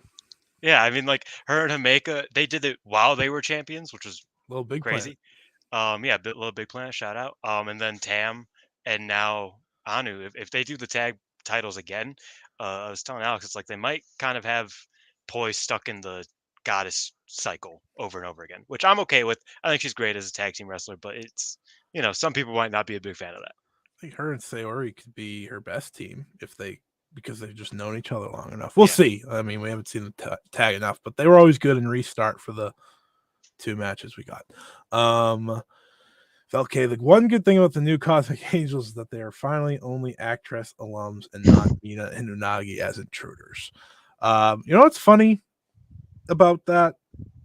I was thinking about it when this ended. I was like, how did we go from Tam, Mina, and Unagi to Tam, Natsupoi, Sayori Anu, and Yuna Mizumori? I consider that a glow up personally. Mina's a different wrestler than she was back then, so I could say that. I know people get mad at me. Cosmic, it's a bizarre shift, you know what I mean? And it's been so like kind of not even under the radar, but it's just kind of just happened one day. It just like kind of evolved into something else. Within it's all happened within the past year. And it feels very quick. I like most of the wrestlers in it now, but I don't like the group, and that's a problem. Like that's a problem I have sometimes. That's like the vibes here. I ain't rocking with them, but I think three of the four are great. Artist champs of Poi, Yuna, and Sayori would go crazy. See, yeah, exactly. You just named the three. You just named. Well, Tam's busy with the world title, and we'll keep her there for now. Yeah. Let's see. The high speed. Oh, the high speed was a 5. Okay, was not above. Okay, all right. No, that's fair. I was worried about the high speed too. I was like, wait a minute. Yeah, no, the high speed was not like a. I was like, the high speed wasn't even a match. It was just a thing that happened. It was a 5 because I was such a big fan of the Aftermath that I was like, okay, the shenanigans I usually would just be like, ugh, and I'd give it like a low. But I like Saki and what they're doing with her and how they're kind of going about this. So Saki Kashima, I gave it the benefit. Mind you, I'm happy the other Saki's not here. Sorry, had to say every time I say Saki to someone, they're like, ugh, and I was like, what's wrong with the revival girl? It's like, oh, that one. I was like, Jesus. No, we love Saki Kashima. She's fun. Matches that offended me. Shuri versus Julia double KO time limit draw. I remember this because Alex told me never to watch it because I wasn't watching live at the time, whatever it was. And I was like, all right, won't watch it. Never seen it. That's like the one main event type match that I've just never watched. I've managed to and I'm never gonna see it because I only have good memories of Shuri and Julia. Preferably I love the World Climax one a lot. Me too. Wait. I think we got that. I agree with you. I always thought that one was the best, but that's just me. Everybody that was a more. That's just. They're very different. Yes. Very different story points, but it was inoffensively mediocre. That's talking about the main event of today, not Shuri versus Julia. I want everyone to know that. Yes, that choke could have easily been the finish. Agree. The choke might have been the best spot of the match. Agree. Poi looked legit deceased. She did. Like it reminded me of, and this is like a very deep cut because this is from 2019. It's my 2 favorite wrestlers. You know what I mean? Kagetsu. When he was around, would always finish off his disciples with submission holds. So he got Hana with a triangle, like a good-looking triangle, but then he got Hazuki in this title match, in the World of Stardom Championship match, with this. It looks like her neck was popping, like it was just broken, and it was just insane. And it reminded me of that, except with the leg and the arm captured. I was like, this is the most insane thing I've ever seen. And it gave me flashbacks to one of my favorite submissions that was never used again. So yeah, I really like the submission. She should do that forever. Like that should be her finish. I agree. You say big match boy. I think the high speed belt. That's okay. Okay, we don't talk about that one. We're not talking about it. We're not talking about it. It's not her fault. Okay, not her fault. God, neither of them should have been going 30 minutes in a high speed title match. God, that cage match was before I started watching. I need to go back to watch that one. I'm very curious about it. If you like Tam and you like the Tam Road, you'll love it. If you don't, you will hate it. That is my best way of describing that match. If you ever watch a match and realize that there's so much dead air in the crowd because the wrestlers are like dwelling on something, and you're like, oh, this is uncomfortable and I don't want to watch this anymore, don't watch it. But if you like that tension that feels like really weird, yeah, I mean, like that's such a that weird match. Also, like it felt weird. Know the rules going into it will help. Yes. I promise. That is part of why I don't care that, like, I didn't think this match was like abhorrent. Yeah. You know what I mean? I was I like, knew oh, the it's like rules. I knew what was going to happen, and forget them. there were certain issues that I was like, eh. And there were They certain hadn't good tried to things. pin anyone for so long. fine. So when Sayori got that first pin, I just thought it was over, and I was like, that sucked. But it kept going, obviously. That would be crazy if that was the finish. This could have been an I Quit or I Am Woman match. Yeah. I Quit would have been interesting. I hate I Quit matches usually.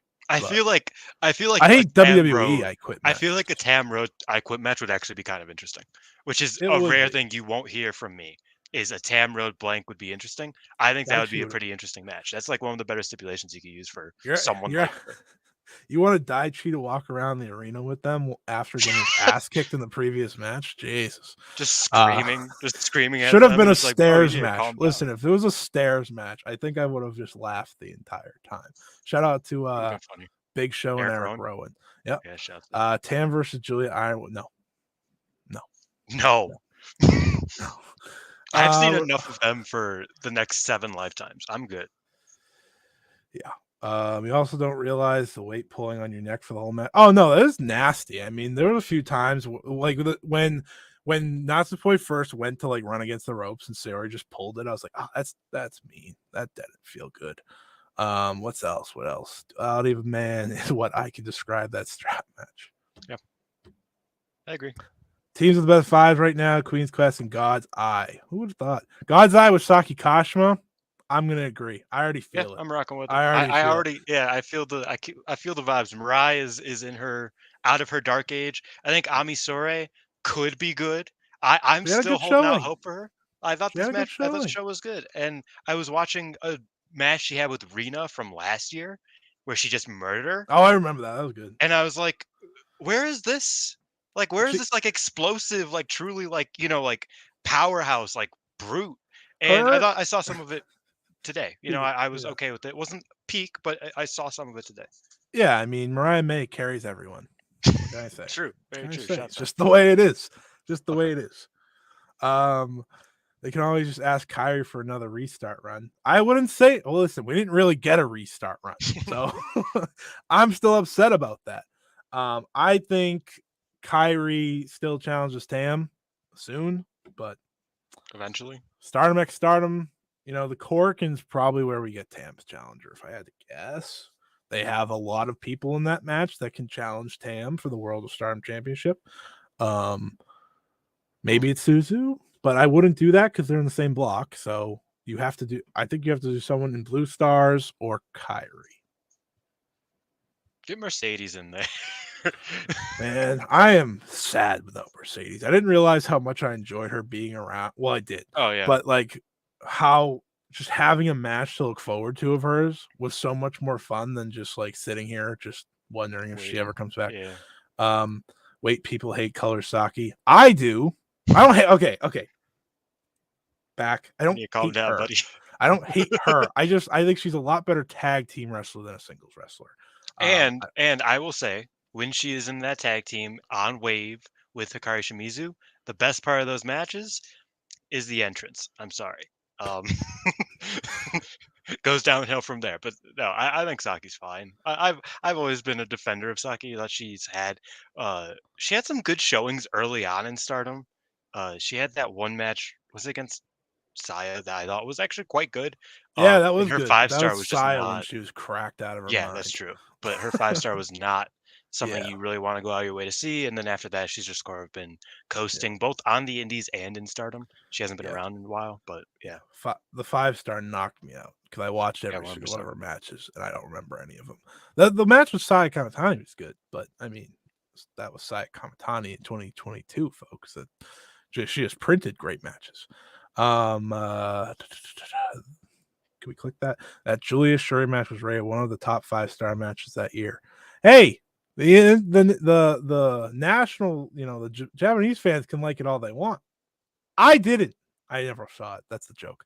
And there are a lot of matches. I mean, like a lot of Tam matches uh have been rated, top matches of the year. And I've no, pretty my consistently thought that like the matches that don't get rated by many people were her best matches. Like I thought yeah. this match with Mirai was probably her best title defense ever.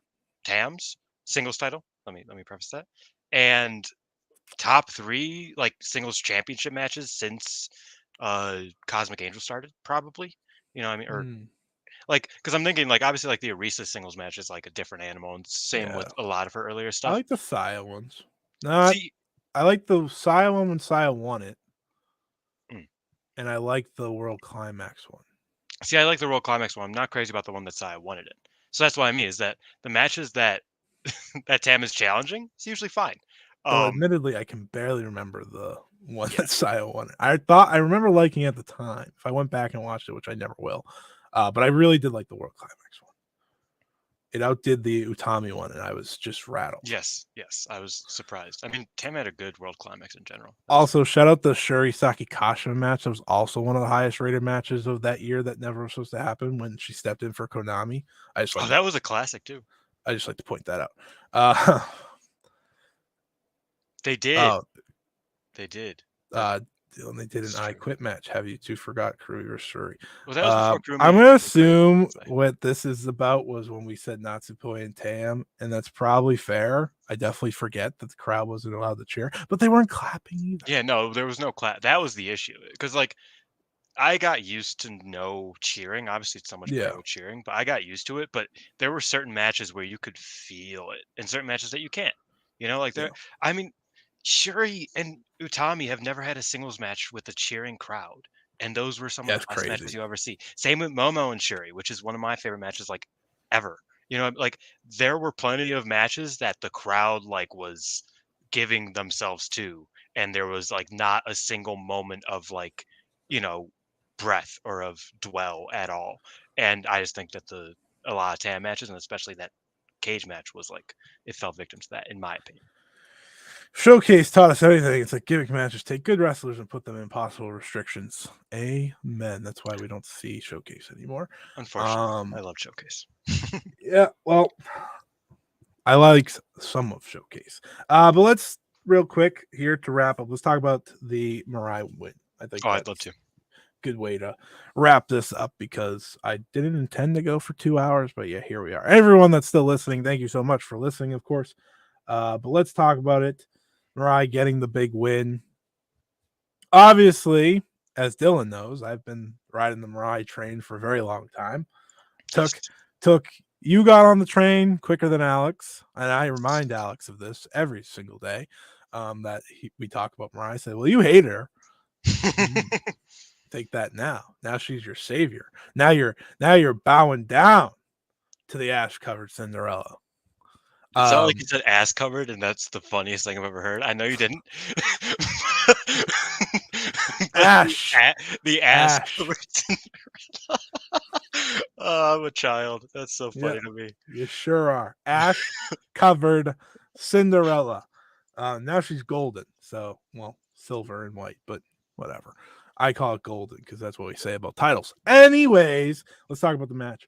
I thought Mirai was excellent. I think the way this match opened, I was shocked because I was like, this match opened how I wanted like 20 of Tam's matches with Julia to open, with them just chucking bombs at one another. I thought that was great.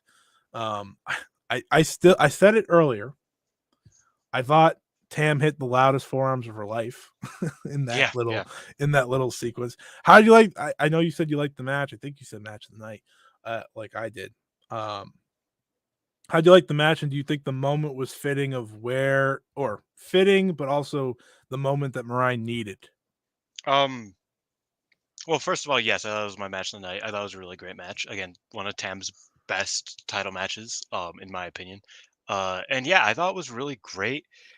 MIRAI, as somebody who has plenty of issues with Tam, as somebody who just like doesn't really vibe with her, finds her character a bit much, a You bit, don't like the a bit Tam road. annoying. You Not a big don't walk fan. the Tam road. But I also look at her character as like, okay, this person is not supposed to be a babyface. I don't get it. I think people are starting to get that. Yeah, I'm starting to think people are starting to get that. But for MIRAI, it felt like she was me if I was a wrestler. Like she just understood. You know what I mean? Because like everybody else is like, oh well, Tam is like this like beacon of light. She's a terrible person. Like you should like she's bullying you. Yeah, Like she was. like beat her up. Like you know what I mean? And I know that you're gonna roll your eyes when I make this comparison, but it's like the thing with Roman Reigns, where for whatever reason, everybody like treats him like he's this like god killer insanity when he's cheated in every match. Like he's not that good. Like that's like the character. Like He has. he's not Cheated in that every match. in kayfabe. He's not a good like that's not like he just has gotten lucky and like has like fucked around for so long that people have just accepted. Well, I guess he's the greatest wrestler to ever live, like on commentary and shit. That's how I feel about Tam sometimes, where it's like she's not kind, she's not nice, she's not particularly like noble or fair or even respectful. And MIRAI is just like, does nobody notice this? And she just took all of that out on her, and that's the greatest thing I've ever seen. I mean, I felt it. Tam I loved stabbed her with a fork. it. Yeah, that's like serious. Like, what is? So that was such a beast look when she Yes, just no sold it. She's like, whatever. but yeah, I found Mariah as like a very sympathetic and like a very like I'm tired of Tam, and I'm Yeah. going to make her pay for being Tam, and I thought that was great. I think Mariah just kind of like had enough of the noise and just kind of went crazy. And this was a great match. I will say, one point Tam out teched Mariah. Disturbing. Never want to see that again. Don't know how that happened. Mariah, get in there with some grappler and learn, because you can't let that happen again to you, sweetheart. Please. That was very sad. Well, here's the thing with her. She's so focused on being like, Shingo and Goto, Yeah. and being the never open weight type. Not Goto. She don't want to be like Goto. She's the strong arm. Yes. So like that's what she's more focused on, but she forgot about the technical side, which she's usually good at. I also liked the way they finished the match. She pretty much just hit all the bombs. Every time she hits that aces high, all 2 times that she's hit the aces high, I yell aces high. So do I. That's great. Just like Kevin Kelly. Shout out Kevin Kelly, Collision. If you're a collider or whatever they call it, big collision guy. But I yell that, and I love that she went just from that to the MIRAI shock. Like I thought that was the perfect finish. You didn't need a near fall there. I think that just like getting her up, I was like, it like was built enough, and just like I was just like ready for that finish. I would have popped if she won with the aces high. Oh just yeah, saying. I kind of wanted her to, because she won. I mean, she beat Mai with it, so it would have been really funny. But I knew she wasn't, because that's not her finish. But yeah, you didn't need the near fall there, and that's not what they did. I just loved her absolutely cleaning her out also beforehand with the lariats. I will also say that so many wrestlers in Stardom I've noticed have taken their finishers and been like, okay, this is my finisher, but my super finisher is when I spin a little bit and then do it. And I find that very funny. Because like Micah does that, MIRAI does that, Mina does that. I was like, you could just hit the move, bro. Just add a little spin, and add a little spice to it. You know what I mean? But yes, this was the moment I've been waiting for. I do wonder what it would have looked like had it been Saya once upon a time, since that's what it was. I also probably, that's actually where I was going to disagree with you, is that I think that Mina would have been I think MIRAI over Mina would have made me probably happier. Like I think still, like even in hindsight, I think MIRAI, as long as she gets a few defenses. Oh, I was just saying what they were going for. Oh no, I agree. But I get what you mean. But Poor me. I think yeah, because like I've seen a lot of like ideas of, oh well, MIRAI needed a huge win, so she needed to beat the double champion. I don't really think so. I think Mina and MIRAI had like a bigger story already. Like that was like a thing. Um, They and also I want think her to be cheered. yeah, but Mina would have been I don't tough. know. Yeah, it would have been rough. But I mean, Tam's most popular wrestler in the company, and she got She is, but she was five. a bully the whole time. Why would we cheer for her? That's true. That's true. No, Why I would we agree. cheer for I her? don't think people should. I mean, that's how Tam always is. She just kind of turned it up a little bit, and people decided to realize it. I've only ever been told from people that MIRAI gets the loudest reactions in the building at the very least. So, hey, maybe it's not merch, but she's getting loud reactions. As you heard in this, they were, chanting for her loudly. She had the loudest Oh, it was cheers huge. of the night. So that was a great moment. Let's get through these comments and then we'll wrap it up. Because I am tired. And I want to take it out. All right, let's see. I'm losing here. Losing here. We got this MIRAI run with a ton of potential. Imagine they're able to get big hash for a title match. I love MIRAI. This has me super excited. I wish. Like I the don't thing see with it. Hashimoto is like it's not going to happen. She's also probably going to absolutely destroy poor Natsuko in 2 weeks. It's gonna be 2 really weeks. funny. That is 2 weeks. It's going to be great. Better be able to be watched. I'll be upset if it's not. But to me, the big hash thing won't happen. But there's so many matches that will. Like I was talking about earlier, they have made a lot of feuds for MIRAI that are natural. Plus, they have the 5 star to work off of. They'll do a Mina match. Feels like they have to. Yeah. They will. I have myself thinking they do either one of the Hanan or Azumi matches because they should. I think one of them should be getting a title shot. I'm not saying they have to win, but MIRAI and Hanan have at least worked up to the point where they have this interesting type feud going on. Like MIRAI recognizes her as a future ace, and she kind of, considers her as her next or her first rival, I should say, I would outside really of like a Hanan MIRAI match in the future for the belt. I think Azumi is more likely to face or challenge Tam. Even though they aren't in the same block, I just still kind of see that more so. In this current generation of champions. Obviously, once they both lose their belts, we'll see. Um, but yeah, I'm all for a Hanan title challenge for MIRAI. I think that would work very well. They've proven they've had pretty good chemistry, and yeah, I'm just ready for Hanan to get some more opportunities. I think she's great, as do you. yeah. I mean, I want Hanan to get the big title shot just because it's something for her to build off of. You don't know what you have until she gets the shot, right?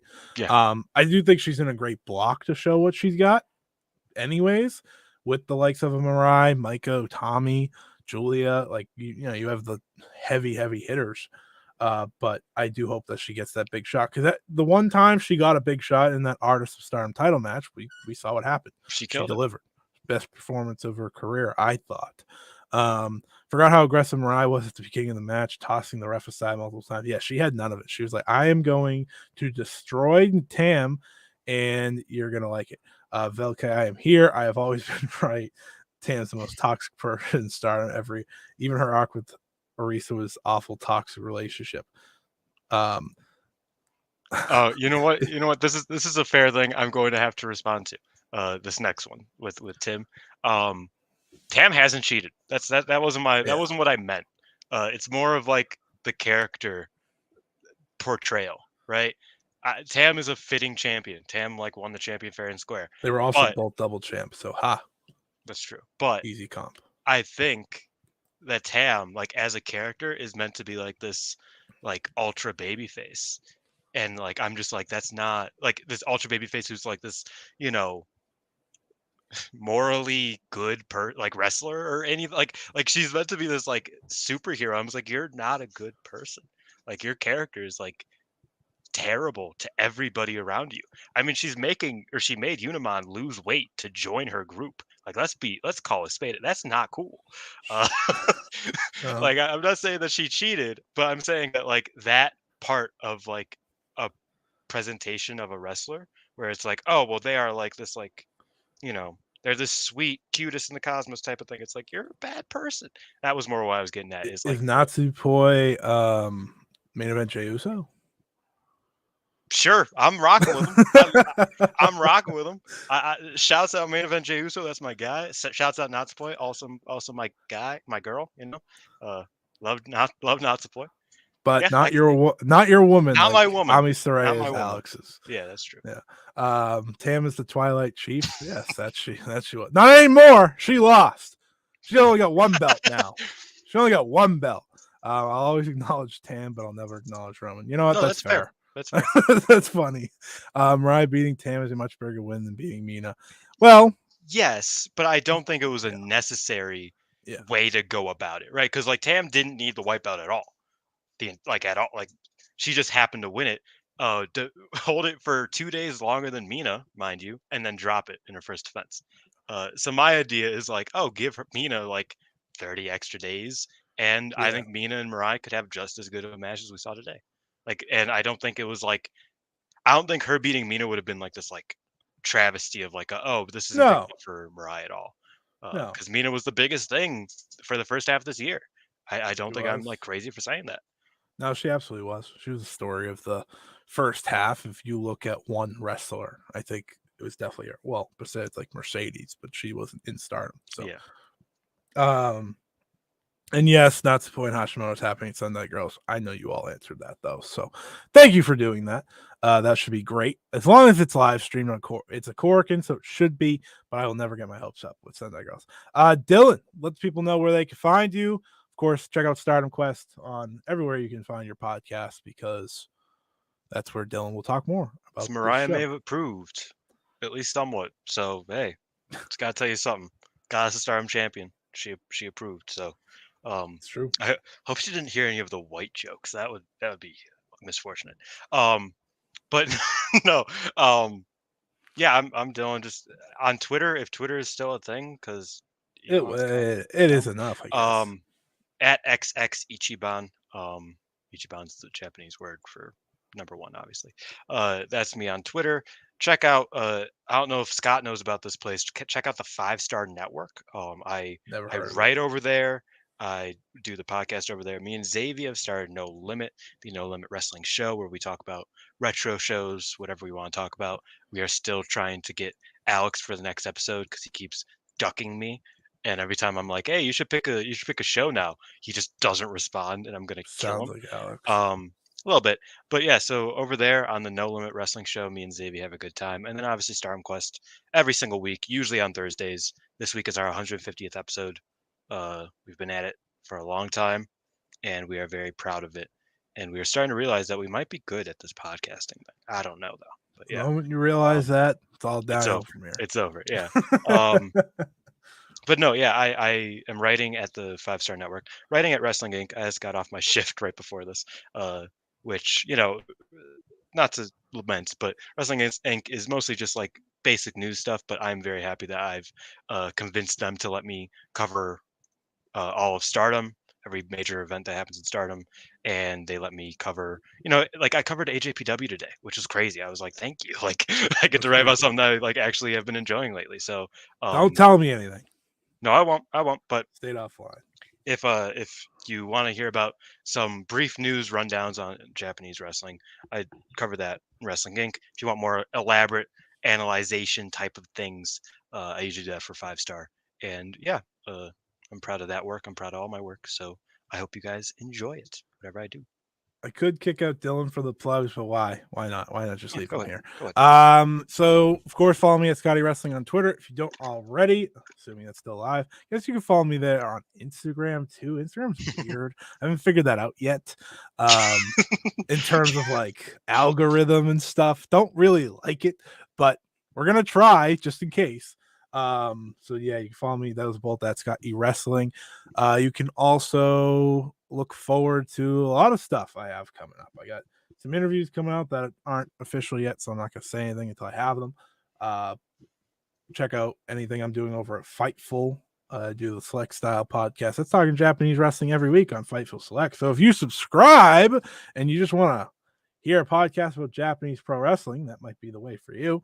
I also suggest me personally, and I told you about this, Ring Post Radio. I fucking love that show. I love it so much. I've just been enjoying it. Like I've been really enjoying you guys' show. I think you guys have great chemistry, and I just really have been enjoying that. So my favorite piece of Scott's work is Ring Post Radio. That and his articles, but that's a bit all over the place. You can find that wherever you find that. But I personally suggest Ring Post Radio. I think it's a great show that I enjoy every week. Yeah, you can check out Ring Post Radio. That'll be live tomorrow night. We're doing a Monday night special live. So, or you can just listen anywhere you listen to podcasts. That's always an easy way. But if you feel like listening live, we do live every week, usually Sunday mornings at 9 a.m. Eastern over on YouTube, kind of like this. What else? 5 Star Grand Prix coming up. That means I'm busy. That means Dylan's busy. We got a lot to do. But it's a lot of fun. I may or may not be talking to Dylan about the 5 Star Grand Prix very, very soon on something that you can all hear. But I won't say it just in case something happens. It doesn't happen. It better happen. It's an annual thing. Gotta hold up my end of the bargain. I'll do a 5 Star Grand Prix preview as I have for the past 2 years right here on the Fight Game Media Network YouTube channel. If you want to hear a different whole version of the preview, I'll also be doing that on the Wrestle In YouTube channel this coming Tuesday. That'll be a little shift up. We're going to just kind of talk about the wrestlers and our excitement for them rather than just the full, break down the blocks and stuff like that. And I'll probably have some sort of guide out over on Voice of Wrestling by the time it happens. A lot of 5 Star Grand Prix. It's tournament season, people. If you want to hear me talk about everything else that's going on in the world of wrestling, like Dylan said, Ring Post Radio is where I talk about everything else. That is where I'm the most unhinged as well. If for some reason you want to hear me unhinged, that's the place to go. That's a lot of less Joshi. When I talk Stardom on that show, I just say the basics and then we move on because I come and do this. I do a lot of shows. But yeah, that's it. Thank you everyone for listening. MidSummer Champions 2023. Of course, they'll be up on Stardom World later this week. If you haven't seen it already, make sure you go check out MIRAI versus Tam because you got to see the crowning moment for MIRAI. But for Dylan, I'm Scott. Until next time, see ya. Bye-bye.